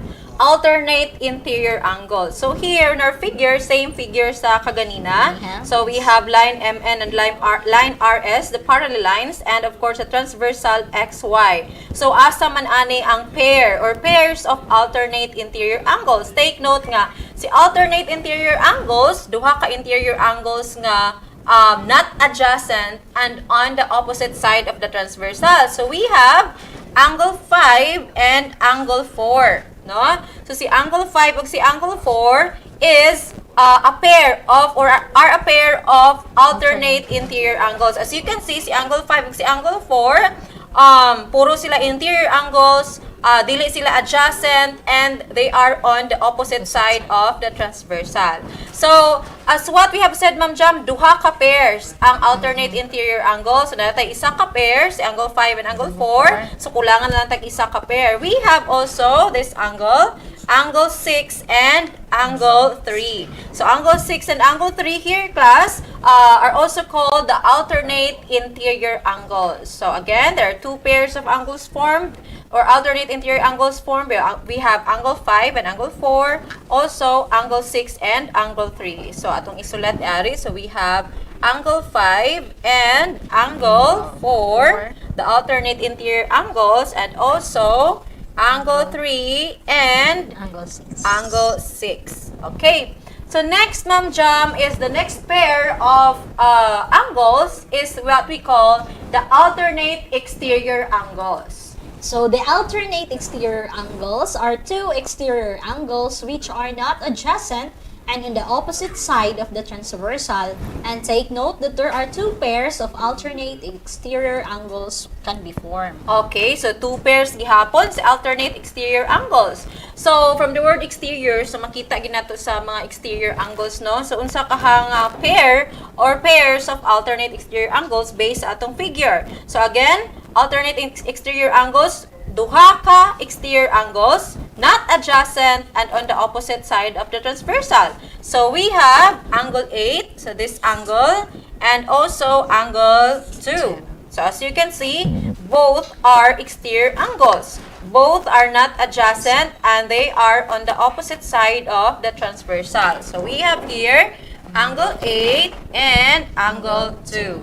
Another pair, Ma'am Jam, is 7 and 1. yes, very Angles. good, Ma'am Jam. So, we have also angle 7, this angle, and this angle. So, angle 7 and angle 1 are alternate exterior angles. So, again, timanan si alternate exterior angles. Duha ka exterior angles, not adjacent, and on the opposite side of the transversal. Now, third pair, Ma'am Jam, is what we call The corresponding angles, which is a pair of interior and exterior angle which are not adjacent and on the same side of the transversal. And take note that there are four pairs of corresponding angles can be formed in the corresponding angles. okay, so next pair is the corresponding angle. So, unsa man ni si corresponding angles? Now, based sa atong figure, again, si corresponding angles are pair of interior and exteriors. Ang isa interior, ang isa exterior. Dili adjacent and but naa sila sa isa ka side sa transversal, same side of the transversal. So, we have angle 8. So, this angle, asa man iyang ka-corresponding angle. So, ka-exterior naman si angle 8, mangita tag isa ka-interior angle na on the same side of the transversal. Pero dapat dili adjacent. Dili pwede si angle 5. Ang pair ni angle 8, ka-adjacent man sila. So, walay lain, kundili si angle 3. So, angle 8 and angle 3 are corresponding angles. Okay? So, we have here angle 8 and angle 3. So, again, corresponding angles, isa interior, isa exterior. Pareha silang nasa isa ka side sa transversal or same side of the transversal and they are not adjacent. Now, how about angle 7? Kinsa may ka-corresponding angle ni angle 7? So that could be angle 4. Yes, Ma'am Jam. So, angle 7 and angle 4 are also called corresponding angles. So, we have angle 4 and angle 7. So, naa pa ba, Ma'am Jam? So, pila man Yes, ka pairs? based on our description, we can form a 4 pairs. So, Yes. since dapat ay 2 nga pangitaon. Yes. So, how about angle 5? Si angle 5, interior. So, ang iyang ka-corresponding dapat exterior. Di pwede si angle 8 kay adjacent man sila. So, angle 5 is paired to angle 1. So, si angle 5 ug si angle 1 are called corresponding angles. So, angle 5 here and angle 1. So, kulangan ng tag-isa ka pair. Now, how about angle 6? Kaning angle. Kinsa man yang ka-corresponding angle? So that is the angle 2. Yes, Ma'am Jam. So, angle 6 and angle 2 are corresponding angles also. Okay? So, next pair of angles, class, is what we call the interior angles on the same side of the transversal. So, unsa man yung interior angles on the same side of the transversal? Okay, when we say interior angles on the same side of the transversal, a pair of consecutive interior angles on the same side of the transversal. And take note that there are two pairs of interior angles on the same side of the transversal can be formed. Okay, so next pair again, interior angles on the same side of the transversal. So yung nakaisab to, no? So interior angles on the same side of the transversal. So makita ra gid nato dire. But take note, same Same side. side. So we Pareha have siya. angle 5 and angle 3. So mo na si angle 5 ug si angle 3 is one pair na of interior angles on the same side of a transversal. Another, so we have two pairs man. So that could be angle 6 and angle 4. Yes, Ma'am Jam. So si angle 6 ug si angle 4, same interior angles gihapon sila on the same side of the transversal. Next pair is what we call the exterior angles on the same side of the transversal. So this is a pair of consecutive exterior angles on the same side of the transversal. And take note that there are two pairs of exterior angles on the same side of the transversal can be formed also. Okay, so kay exterior angles man class on the same side of the transversal, so makita gid nato sa aning exterior angles. So dili ata magpakiya ni may interior. So exterior angles on the same side of the transversal, there are two pairs. So we have this one, angle 8 and angle 1. Also, we have this angle 7 and angle 2. So, two pairs of exterior angles on the same side of the transversal. Again, we have angle 8 and angle 1, and angle 7 and angle 2. Okay. So now, class, let us proceed to our main discussion. Since you know already the kinds of angles and the pairs of angles formed when parallel lines cut by transversal, so unsa day relationships aning mga angles Ma'am Jam nga atong giisgutan. Okay, now let us start with the first topic. We have corresponding angles and their relationship. Okay? So wait for a while, class, kay ato sa nang iriso ng ato ang mga kuan dianhi. Okay.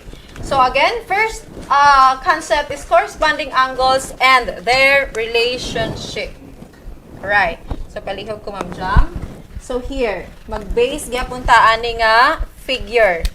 So same figure sa kaganina. We have line MN and line MS, parallel lines, and they are cut by transversal XY. So unsa ka relationship ni corresponding angles? So here, based on this figure, angle 1 and angle 6, so this angle and angle 6 are corresponding angles. No, we know already that they are corresponding angles. Okay?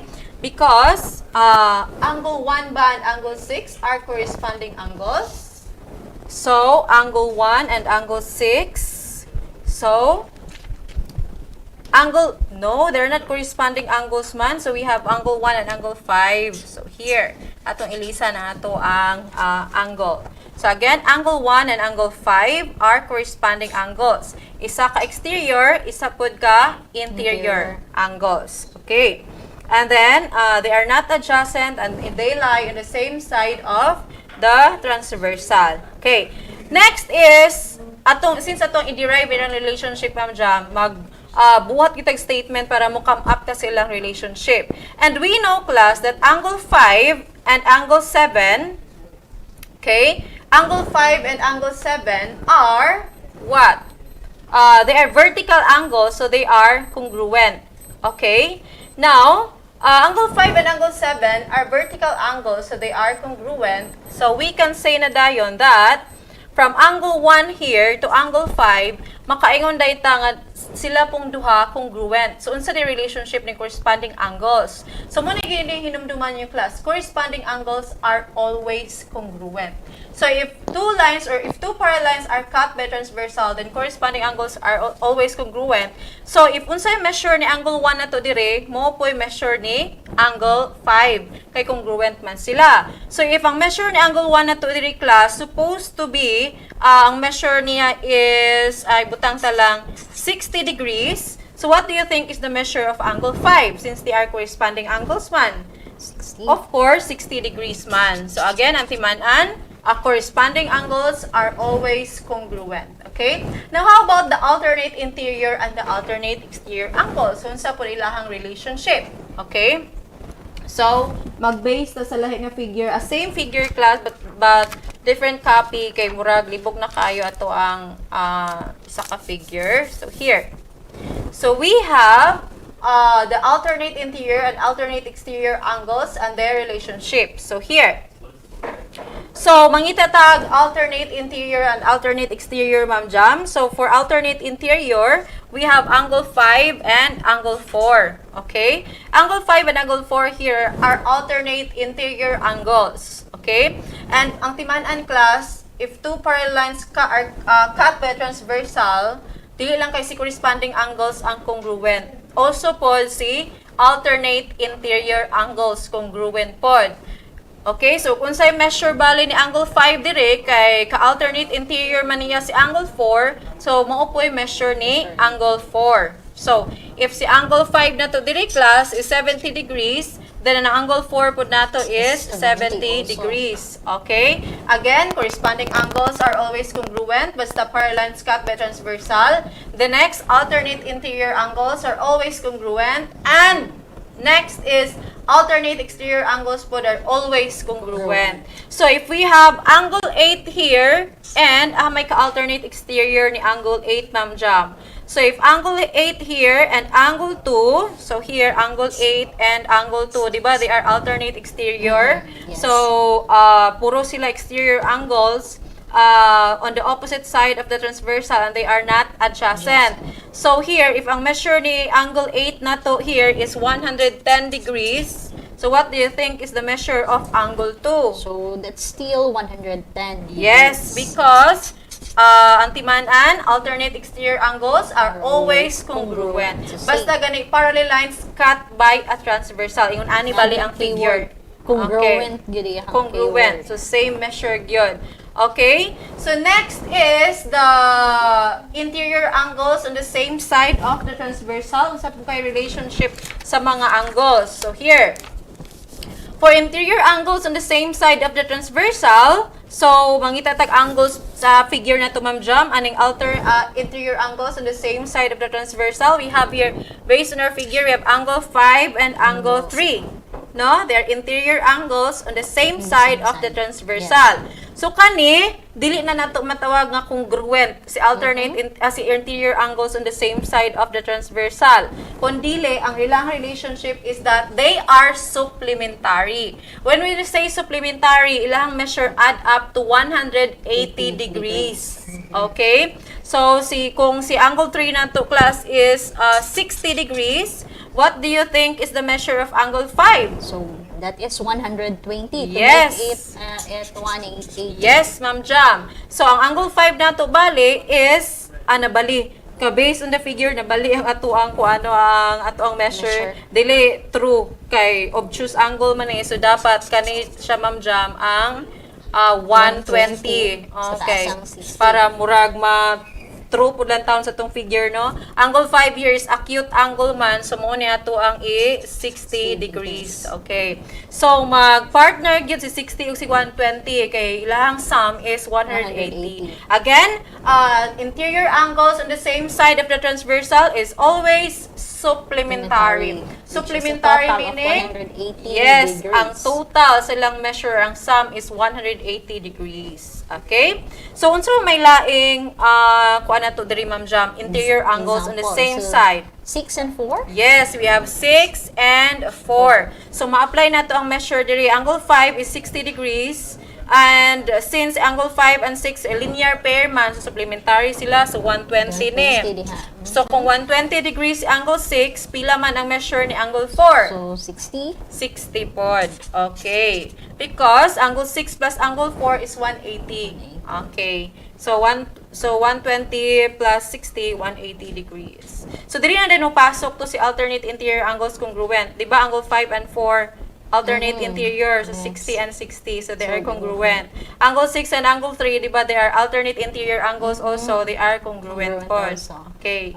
Now, So, let us mo proceed yung to relationship. yes, exterior angles on the same side of the transversal. So, unsa po ka relationship ani nilang exterior angles on the same side of the transversal. So we have angle 8 here. So this angle 8, unsa man iyahang ka-pair para mahimo silang exterior angles on the same side of the transversal. C1? C1, yes. So si angle 8 and angle 1 are exterior angles on the same side of the transversal. Therefore, they are supplementary gihapon. Okay? So, ang ilang measure add up to 180 gihapon. Okay?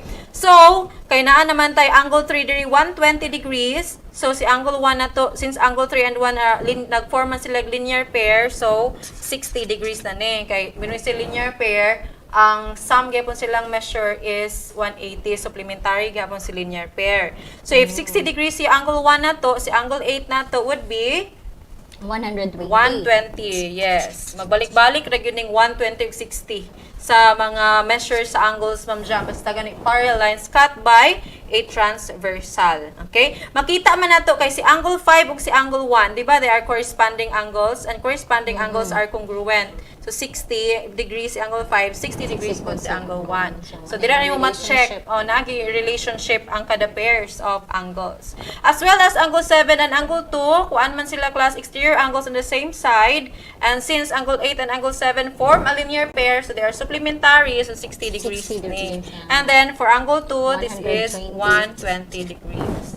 Okay, so as a review, unsa may relationship sa atong pairs of angles formed when parallel lines cut by transversal. First, corresponding angles are congruent. Alternate interior angles are congruent. Next, alternate exterior angles are congruent. Next, interior angles on the same side of the transversal are supplementary. Next, exterior angles on the same side of the transversal are also supplementary.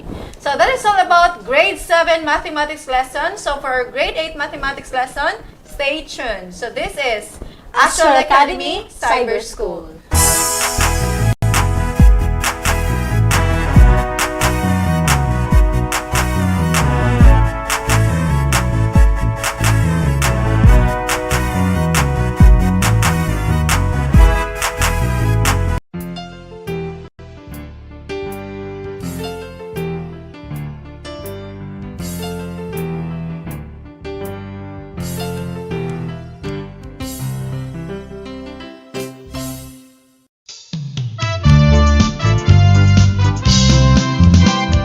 Sa duha tulo, upat lima unom, ang mati ay sayon.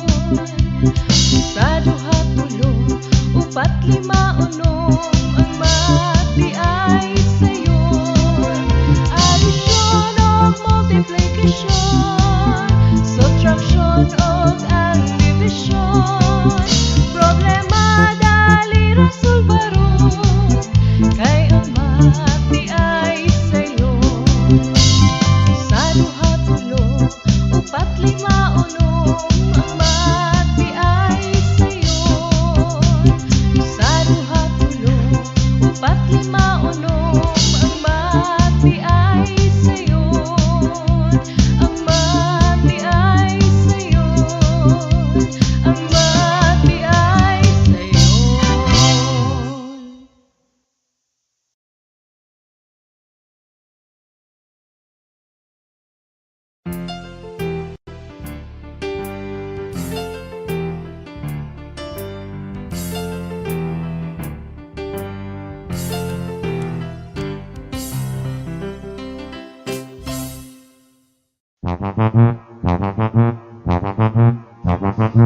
Alamin ang teknolohiya sa agrikultura at pangkabuhayan upang umunlad ang ating bayan sagana sa likas na yaman. Halika na magtipid na, tipid na, ipipid na. Halika na, mag-aral na. Alamin ang teknolohiya sa agrikultura at pangkabuhayan upang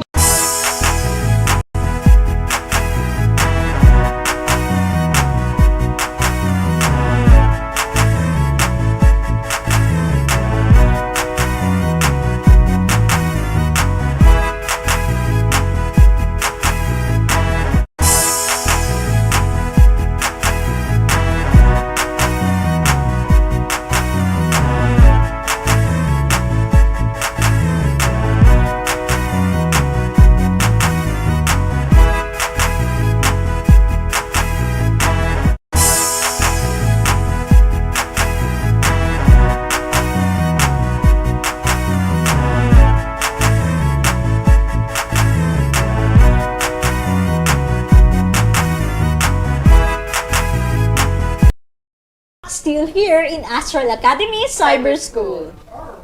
Okay, so learners, we're done with our grade 7 mathematics lesson. So this time, let us proceed to our grade 8 mathematics lesson.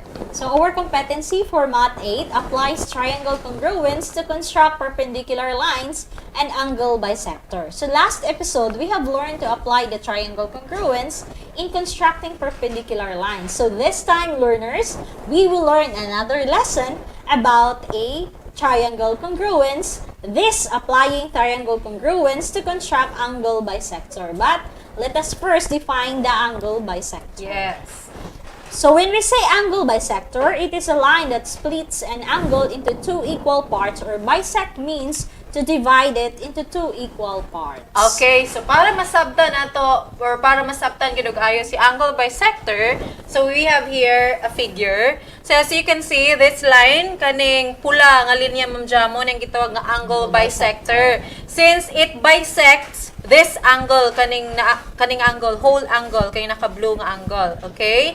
So when we say angle bisector man good class, gawas nga iyahang bisect si whole angle. Bisect man good means gi-divide niya into two Divide, equal yeah. parts, meaning ana ang duha ka angle nga na form equal or same in measure. So we have kani nga angle same og measure ani nga angle, or this angle is congruent na dayon to this angle. So that is the concept of angle bisector. So na may makit-an gani nga line nga ning bisect sa angle, then it creates two equal or two congruent angles na dayon.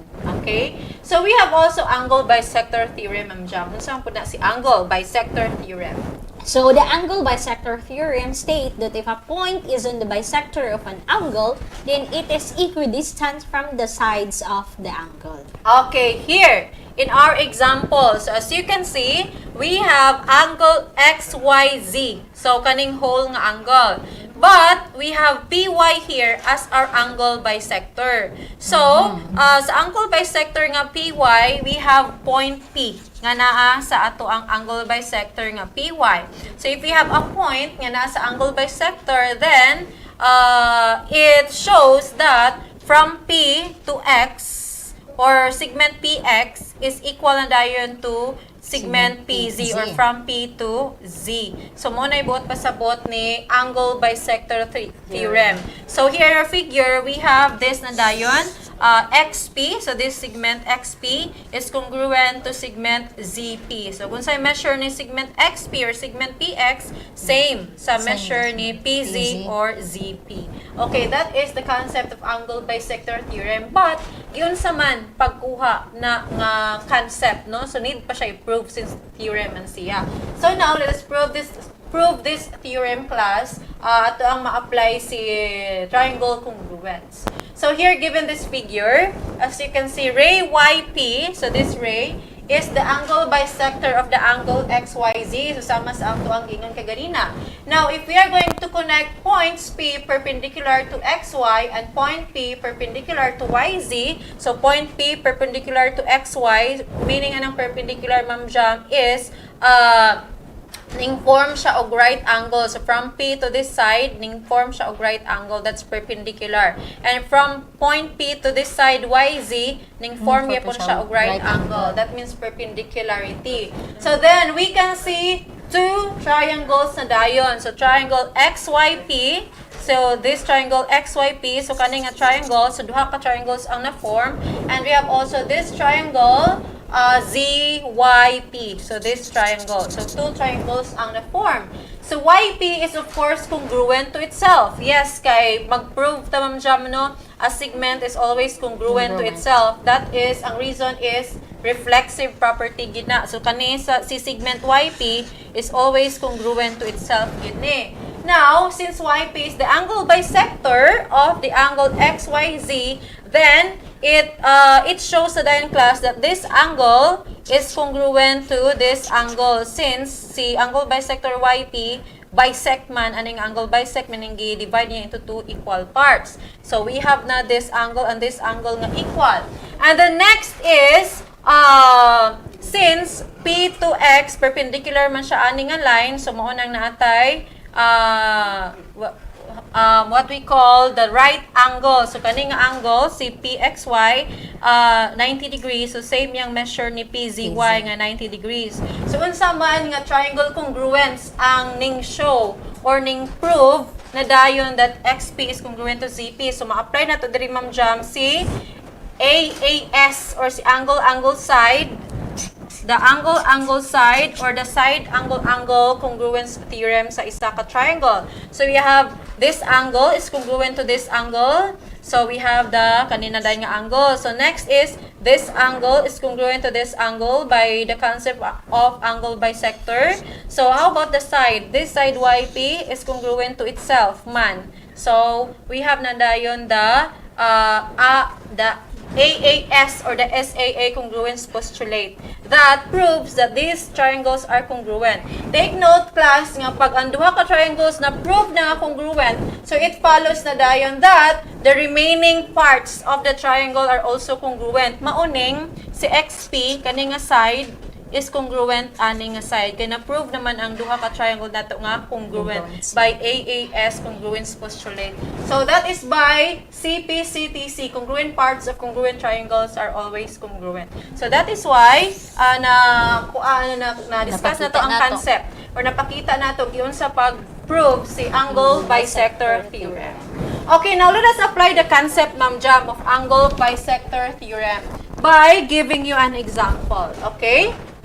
So our example would be, Find the measure of this XYP so this angle, and the measure of XYZ is 54 4 degrees. So if the measure of this angle XYZ 54 degrees kuno Ma'am Jam, no? So XYZ kaning whole nga angle kaning dako. So pila kunoy measure aning gamay nga angle XYP. So angle XYP question mark pa, no? Kay mo man ato ang unknown. So pila kunoy measure ni angle XYP.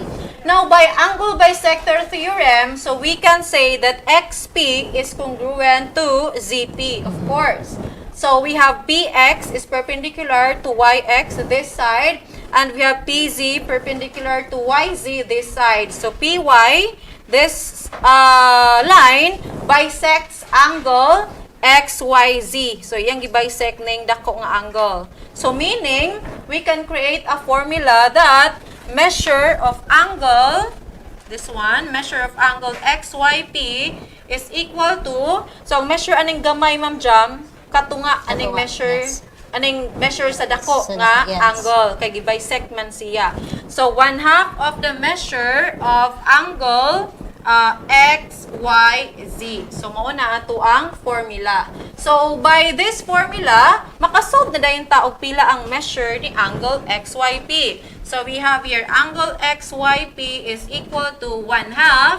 Pila may measure ni angle XYZ. So based on the given, that is 54 degrees. Okay, so 54 degrees si XYZ.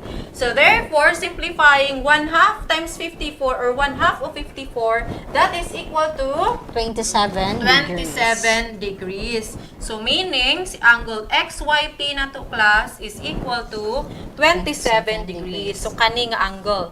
Okay? So kung si XYP 27 degrees, pila pud ka si PYZ Ma'am Jam? So si PYZ kaning isa ka gamay nga angle 27 degrees congruent. Yes, congruent ang duha ka angle because of this angle bisector. And 27 plus 27 mo ni si XYZ nga 54 degrees. So inatuon yung pag-check class ug sakto ba po din yung hang solution. So this is all about applying the triangle congruence in constructing angle bisector theorem or angle bisector. So we are done with our grade 8 mathematics lesson. So learners, stay tuned because mathematics 9 will be discussed after this short break. This is Astral Academy Cyber School.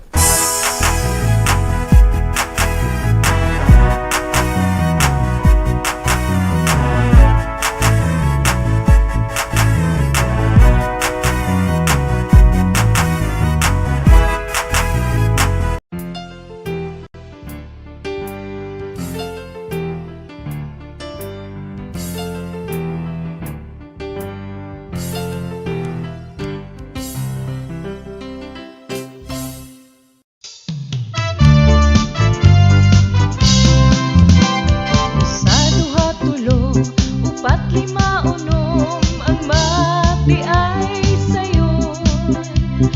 Sa duha tulo, upat lima unom ang mati ay sayon. Addition of multiplication, subtraction of ang division. Problema dali rasulbaron, kay ang mati ay sayon. Sa duha tulo, upat lima unom ang mati ay sayon. Sa duha tulo, upat lima unom ang mati ay sayon. Ang mati ay sayon. Ang mati ay sayon.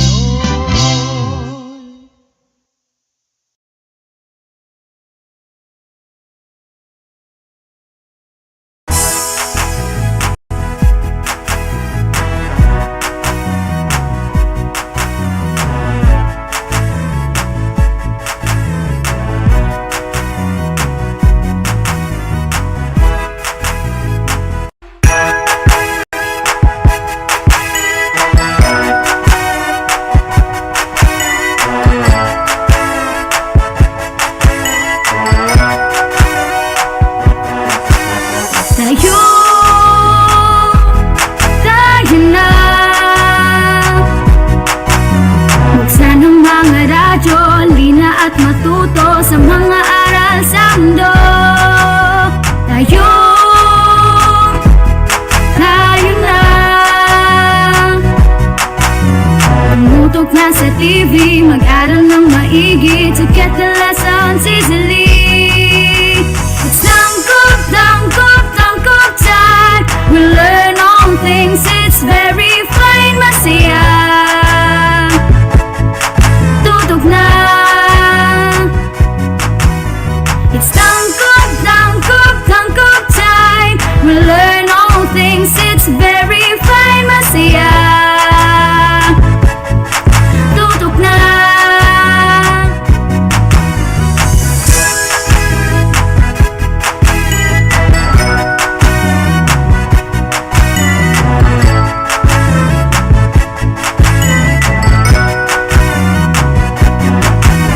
Tayo, tayo na. Let's come and learn together, supporting one another. We love, we care, we share.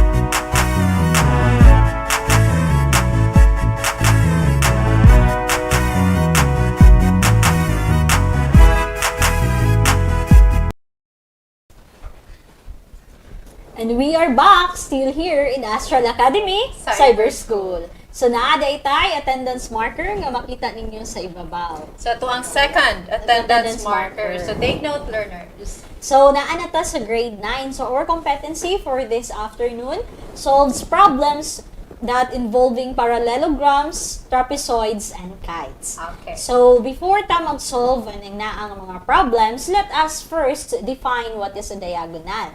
So a diagonal of a quadrilateral is a segment which connects any two non-consecutive vertices in the following quadrilateral in which naa siya makita na to ang ato ang diagonal. So here. So and before anang naa ato Here. siyang kung ano ang mga properties. So explain more after. Ato sang ilailahon kung unsa man ang iyang mga properties for a diagonals of a special parallelograms, kay importante ni siya no sa ato ang pag-solve later on. So first property is the diagonals of a rectangle are congruent. And second, diagonals of a square are also congruent, and the diagonals of a square are perpendicular, and each diagonal of a square bisects a pair of opposite angles, And the diagonals of a rhombus are perpendicular also, and each diagonal of a rhombus bisects a pair of opposite angles. So that's the properties of a diagonal. Okay, so as what Ma'am Jam said, learners, so gamit kaayo si properties of the diagonals in solving problems involving parallelograms. So, as a review, so here in our figure, makita na to ang itong duha ka diagonals na because actually class in a quadrilateral, there are two diagonals gyud. Yes. So here in our figure, this is a quadrilateral. So we have diagonal EO, kaninga linya. So if diagonal EO, this is a line or segment that connects two opposite vertices. And we have also line or segment VL or LV or the other diagonal. Okay, now let us solve problems class or problem involving parallelogram. Okay, so first we have this problem. So given this rectangle, so given na class nga, this is rectangle LOVE or this figure is a rectangle. Now, if the diagonal LV, so this diagonal is equal to 2x. So if diagonal LV, Ma'am Jam, 2x ang iyahang measure, then the diagonal OE, so this diagonal is equal to 12 centimeters. Okay, here, find the value of x. So, ang problem ha is we are going to find the value of x. So, pila ka ang measured ni x if si diagonal LV is equal to 2x and diagonal E or OE is equal to 12 centimeters. So, kanya na dayon Ma'am Jam, ma-apply na dayon nato si properties of the diagonal, no?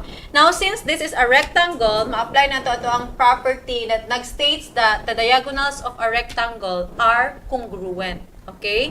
So, since LOVE here, or quadrilateral LOVE is a rectangle, so, it means that si LV, diagonal LV, and diagonal OE are congruent. So, muna ito ang formula na dayon. So, we have LV is equal to OE. So, by that, sa mga properties nga itong nasabtan, makakreate na din tag formula. So, mo ay guide sa pag-solve na ito. O pila di ay value ni X. Okay, given ni nga mga measures. Okay. Next step is, na naman tayo formula that LV is equal to OE, then we are going to substitute na din the values. So, we have LV. LV here is 2X. So, we now have 2X equals OE here is 12 centimeters. So, we have 12 centimeters here. So, again, by substitution. So, next to substitution, pwede mo maglibog, ato lang siyang i-delete or i-erase ang unit. So, ato lang siyang i-input later on. So, next class. So, our goal, take note, is to find the value of x. So, what property nga ato ang gamiton to solve for the value of x? So, we are going to use division property of equality. So, we are going to divide both sides by, para sa x na lang mahibilin, si 2 ma-equal ni 1. So, divide both sides by 2. So, you have 2x divided by 2 and 12 divided by 2. So, kung sa gibuhat sa pika side sa equation, maput sa pika side. And solve for x. 2x divided by 2 is equal to x na lang. Or you can cancel out directly. Okay? And then 12 divided by 2, that is equal to 6. Therefore, we now have the value of x, which is equal to 6. Kaya di ba class, diagonals of the rectangle man are congruent. So, kung 12 centimeters ni si OE, so si LB 12 centimeters po, niyang x na to 6, so 2 times 6, 12 gid siya. So, yan na yung pag-check para ma-sure yun yung sakto ba po ang inyong answer. Now, let us proceed to solving problems involving trapezoid. So, by the way, ano si trapezoid, Ma'am Jam? Okay, a trapezoid is a convex quadrilateral with exactly one pair of parallel sides. Okay, so I guess dili na nila bag-o ning trapezoid kaya ato man yung na-describe or na-illustrate last week. Now we are going to solve problems class involving trapezoid. Okay, here.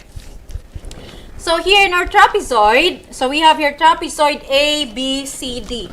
So it is given class that side CD is equal to 8 and side AB is equal to 14. Now, the problem is, what is the measure of this segment EF? So if naminaw mo sa itong discussion last week or last week baka to class, di ba, this shows or this figure shows, si EF shows the median.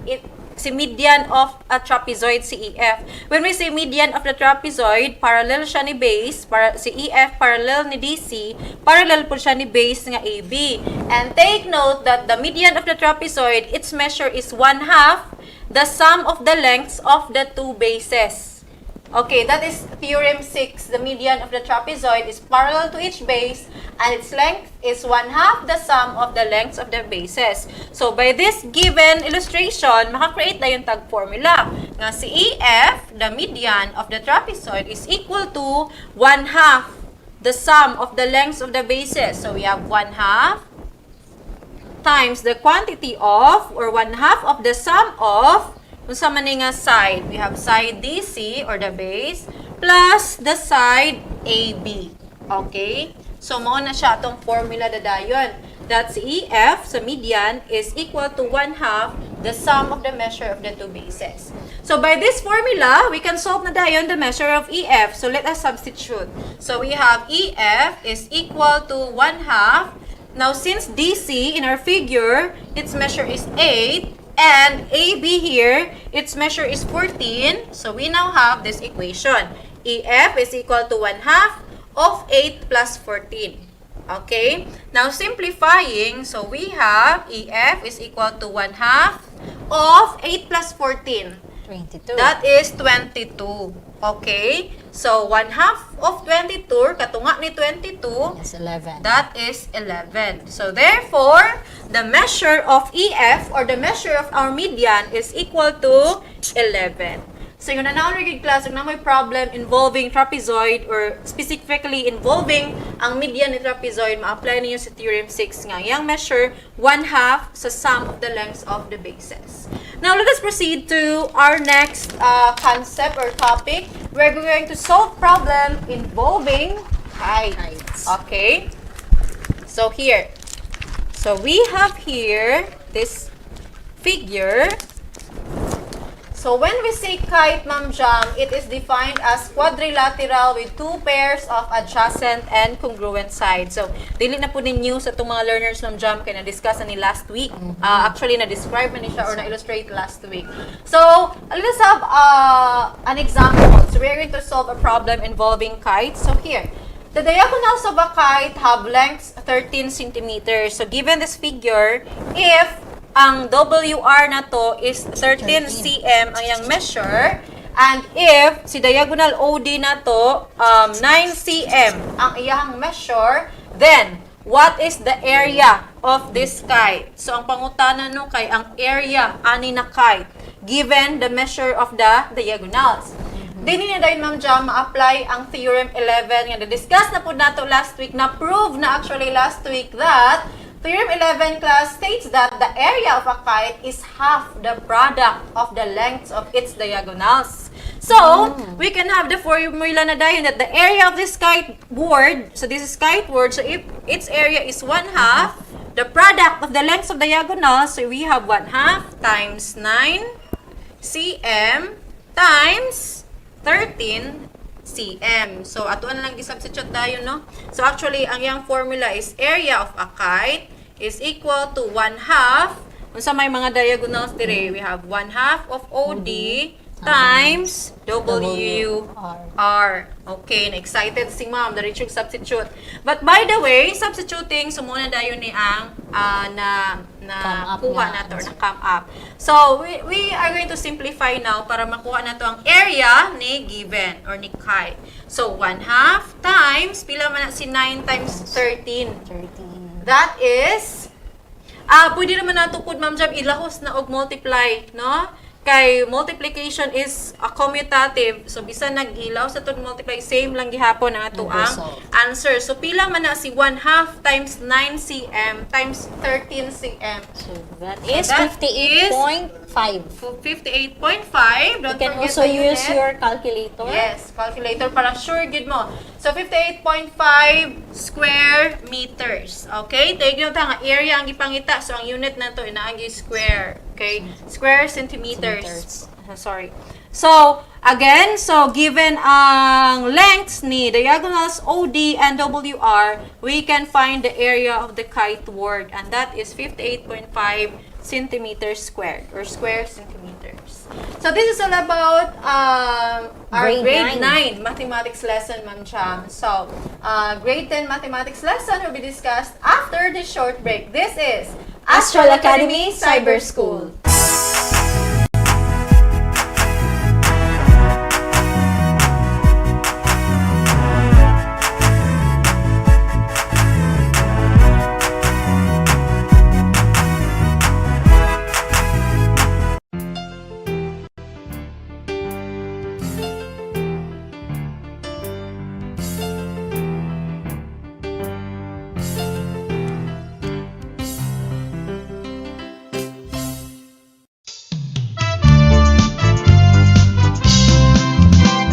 Sa duha tulo, upat lima unom, ang mati ay sayon. Sa duha tulo, upat lima unom, ang mati ay sayon. Addition o multiplication, subtraction o ang division. Problema dali rasulbaron, kay ang mati ay sayon. Sa duha tulo, upat lima unom, ang mati ay sayon. Sa duha tulo, upat lima unom, ang mati ay sayon. Ang mati ay sayon. Ang mati ay sayon.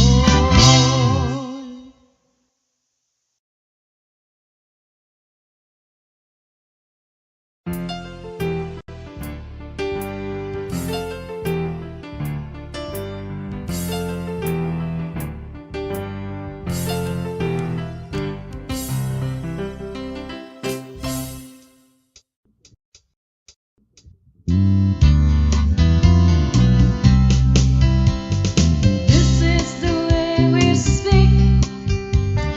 This is the way we read. This is the way we write. This is the English way. This is the way we speak. This is the way we read. This is the way we write. This is the English way.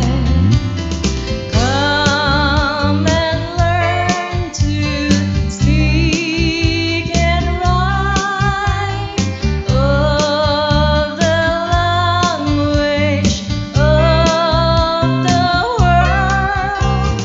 Learn to understand the language of the world. This is the way we speak. This is the way we read.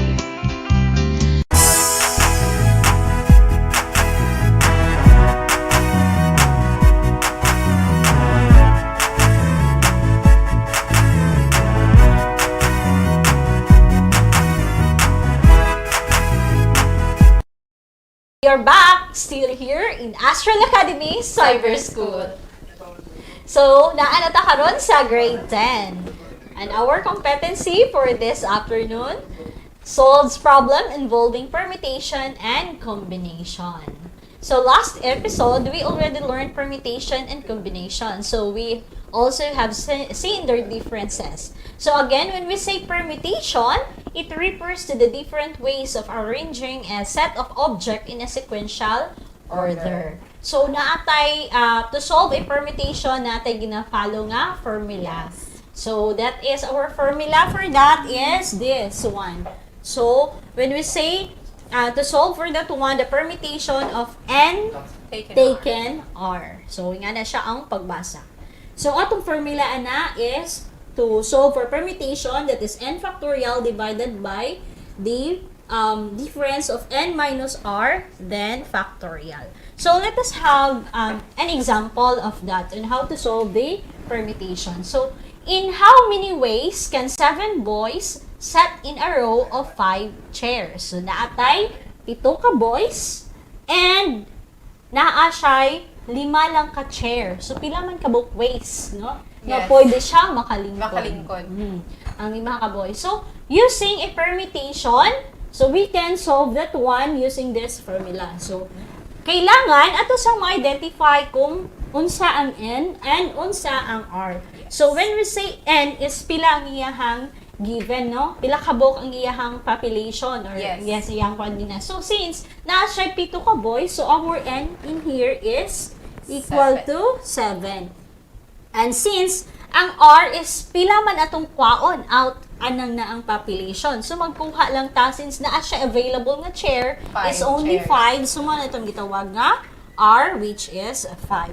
So if we already know kung unsa atong given, dali ra ta maka-apply ana sa ato ang formula. So since our formula is N taken R, so the permutation inganaon nato pagbutang. So dire ang 7 dinhi ang 5. And dali na nato siya, i-plug in na lang nato sa to ang formula aninniya. So, since naatay n is equal to 7, so we have 7 factorial over times n minus r. So, 7 minus 5, then factorial.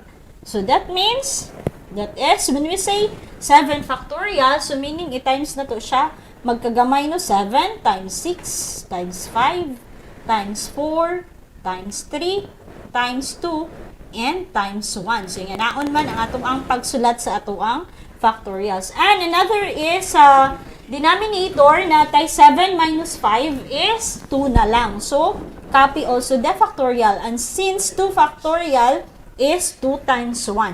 So, pwede na po nato na siya nga, idiretso nato, 2 factorial still 2 times 1 man na, ato na siyang cancel na siya. So, kanina lang, 7 times 6 times 5 times 4 times 3 times 3 na lang. So, if you are going to use your calculator, so the answer for that is 2,520. So, therefore, ang 5, since nais pito ka boys and naalay 5 ka chair, there are 2,520 ways nga pwede sila ma-arrange. Makalingkod sila aning ni ang 5 kabangko. So, that is how to solve a permutation. And another is, naapod siya instances on how to distinguish a distinguishable permutation. So, kanus-aman ni siya mahitabo ang distinguished permutation. So, our problems related to real-life situation which repeated symbols and restriction or special condition. So, in solving distinguishable permutation, I need to consider duplication of elements to make arrangement distinct. So, to solve, we are going to use the formula, naapod tayo formula, if ever na ay mag-repeat. So, katuntua, assuming nga wala siya repetition. So, if naa siya repetition, naa na po tayo gamitin nga formula, that is, P is equal to N factorial over by, so, kaning ni ang mga value dire sa ubos, let's say, P baka ha, Q, and R. So, muna itong gigamit nga mga variable diha. So, that is how we are going to solve. So, let us have a specific example in this. If ever nga naa siya mag-repeat nga mga elements. So, find the number of distinguishable permutation of the digits. Naa daw siya digits. Ang digit na to is 120,022. So, kung nantawa na to siya, na ay nag-repeat. Nag-repeat, 2 ka 0. Nag-repeat, 2 ka 2. So, and our N, let's say our N still, pareha din mag-identify tao, pila ka buok na siya numbers. So, since na siya ay unong ka numbers, so our N is 6. And, assuming ay, kini siya ng mga variables, atuwa na siyang pangitaan kung pilay variables nga nag-repeat or pila na kabuk din ha ang available niya. So, na ay nag-repeat din ha nga si 0. Let's say P. Let's say si P is si 0. So, naa siya 0 is duha ka buok. And our Q is si 2. So, kung 2 si Q is naa siya nag-repeat nga 3 ka buok. So, anang naa. So, ang aside anang naa, napod siya isa ka buok R, let's say R, na siya isa ka buok 1. So all in all, unom gihapon sila ka buok. 2, 3, and 1. So kani naman atong gamiton nga formula if naa ni mag-repeat, so we can plug in that one. So since naa na siya, diri na ta, atong n, there is a given is 6. And our P is 2 factorial. And our Q is 3 factorial. And our R is 1 factorial. So, by that, we can have 6 times 5 times 4 times 3. Pwede na po nato na siya factorial. Dili na nato ilahos kay mag-cancel ata later on dinha. So, we can easily cancel that one, 3 factorial. So, ang ato na lang nabilin is 6 times 5 times 4. So, kana na lang, 6 times 5 times 4 para klaro, og 2 factorial and 1 factorial. Or, kaning ni value diri, i-divide nato na lang og 2. Piyan na siya. 6 times 5 is 30 times 4. So, nga na siya. 120 na lang siya. I-divide na to 2. So, maka-solve na ta that there are 60 rather. 60. So, there 60 are ways. 60 ways nga makadistinguish ta og permutation in the digit 120,022. So, kana siya nga digit. So, depende no kung unsa nga to ang given. So, there are two na nga na-introduce na to in making a permutation. So, that's it for permutation and how to solve if ever na siya repeated or wala siya repetition. Okay. So, that's it. So, next is how about a combination? So, as you have discussed last time already, kung unsay difference ni permutation o combination. So, when we say combination, combination of n taken R at a time. So, in solving a problems involving combination of n object taken R, we use a formula also for combination. So, naalay, lahi po siya ang formula, but parihara siya concept. So, kano sa amin nato gamiton again ang combination of permutation. So, when we say permutation, that means nga mag-matter siya sa sequence. But, when we say combination is magdepende siya, no? Ang iyang combination n taken R by using the formula C, which is n taken R gihapon na siya. Diri, n taken R gihapon na. So, we have a formula n factorial over n minus R quantity factorial times R factorial. So, always na to na siya follow nga formula if combination na ang iyahang problem. So, let us have an example, specific example in this combination. So, find the possible combination of 10 taken 4. So, we have a given, we have n, there are 10, and our R taken only 4. So, by the formula, we can use or we can write 10 taken 4. So, magkuha lang siya upat out sa 10. pulo. So, naatay n using this formula, 10 factorial all over by 10 minus 4 factorial divided by r factorial which is 4 factorial.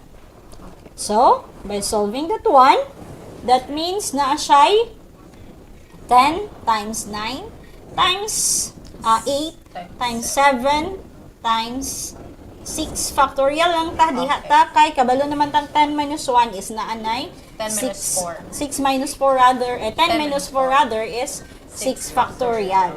So kana siya ato na siyang i-cancel diretso. So para gamay-gamay na lang ato ang i-compute sa calculator. And that means this will give us 10 times 4, ayun, dire na tabi. Cn of 4, ato lang ni next 10 times 9 times 8 times 7 na lang. So, tama ng 7, i-times na to na siya 4 factorial. So, 4 times 3 times 2 times 1. So, ato na siyang i-compute dito sa atong calculator. Kay, kining ni ang combination o permutation, mas dali gid ta. Allow gid ta ani mag-use og calculator para mas dali. And actually, sa calculator na po siya formula nga i-input lang, muhatag dayon siya og answer. But, you need to set up first, no? Makabalo sa taog, aha na to siya ibutang. Kay otherwise, marong gihapon ang atong answer kung mali ang ato ang pag-input. So, this will give us the answer of 210. So, there are 210 ways nga makakuha ang combination. But anyway, Ma'am Gay, atong balik ko na sa kitong difference ni combination o permutation. Ano sa sila magamit? Permutation class, order really matters, or order is very important, no? Parihan ng key, no? Diba the key, the password, no? Is the combination or arrangement of the element Dili or gyud object. pwede ma-change, Bailo-bailo. no? Kay dili man ma-open. Yes. So that time we can use a permutation. But when we say combination, Order does not matter, Ma'am Jam. so ang order, it will not matter. So mao na siya ang timan ano, kay isa man ni siya nga confusion sa sana ma-confuse ang mga bata kung ano saan ako gamiton ang combination, kano sa ako na ako gamiton ang permutation. Anyway, Ma'am Jam, na-discuss na po rin ako last week kung unsay Okay. difference sa duha. And then, karon focus lang ta sa Kung unsaon pag-solve. pag-solve. Yes. Okay, so that's it for grade 10. Alright, so, before we end, Ma'am Jam, of course, di kalimtan na ato ang third attendance marker. Learners, take note, makita karon sa inyong screen. And also, dili na to kalimtan ang pagpasalamat, Ma'am Jam. First, sa atong executive producer, we have Sir Gasepe. Thank you so much, sir. And of course, sa ato ang production team. So, we have here Sir Julio, Sir Saavedra, and Sir Abapo, and Sir R.R. Sultan. And of course, ato ang 1 million viewers, Ma'am Jam. Thank So, you, learners. see you next week, learners. This has been Ma'am Gay Soterio Saavedra. It's Jamaica Pundara. This is Astral Academy Cyber School. Bye!